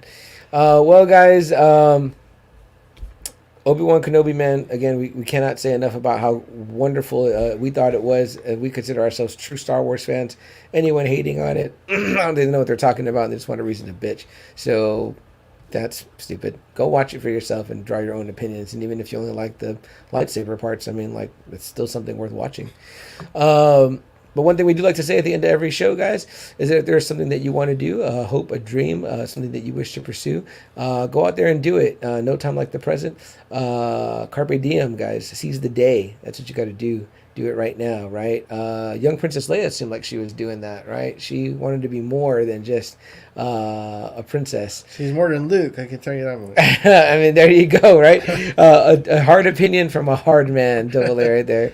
And the other thing we'd like to say is a quote from the great Steve Rogers, Captain America himself, which is to do whatever it takes. Which is funny because we've been hearing that a lot in The Boys, right? Do whatever it takes. I was like, hey, they've been watching our show. I hope, maybe.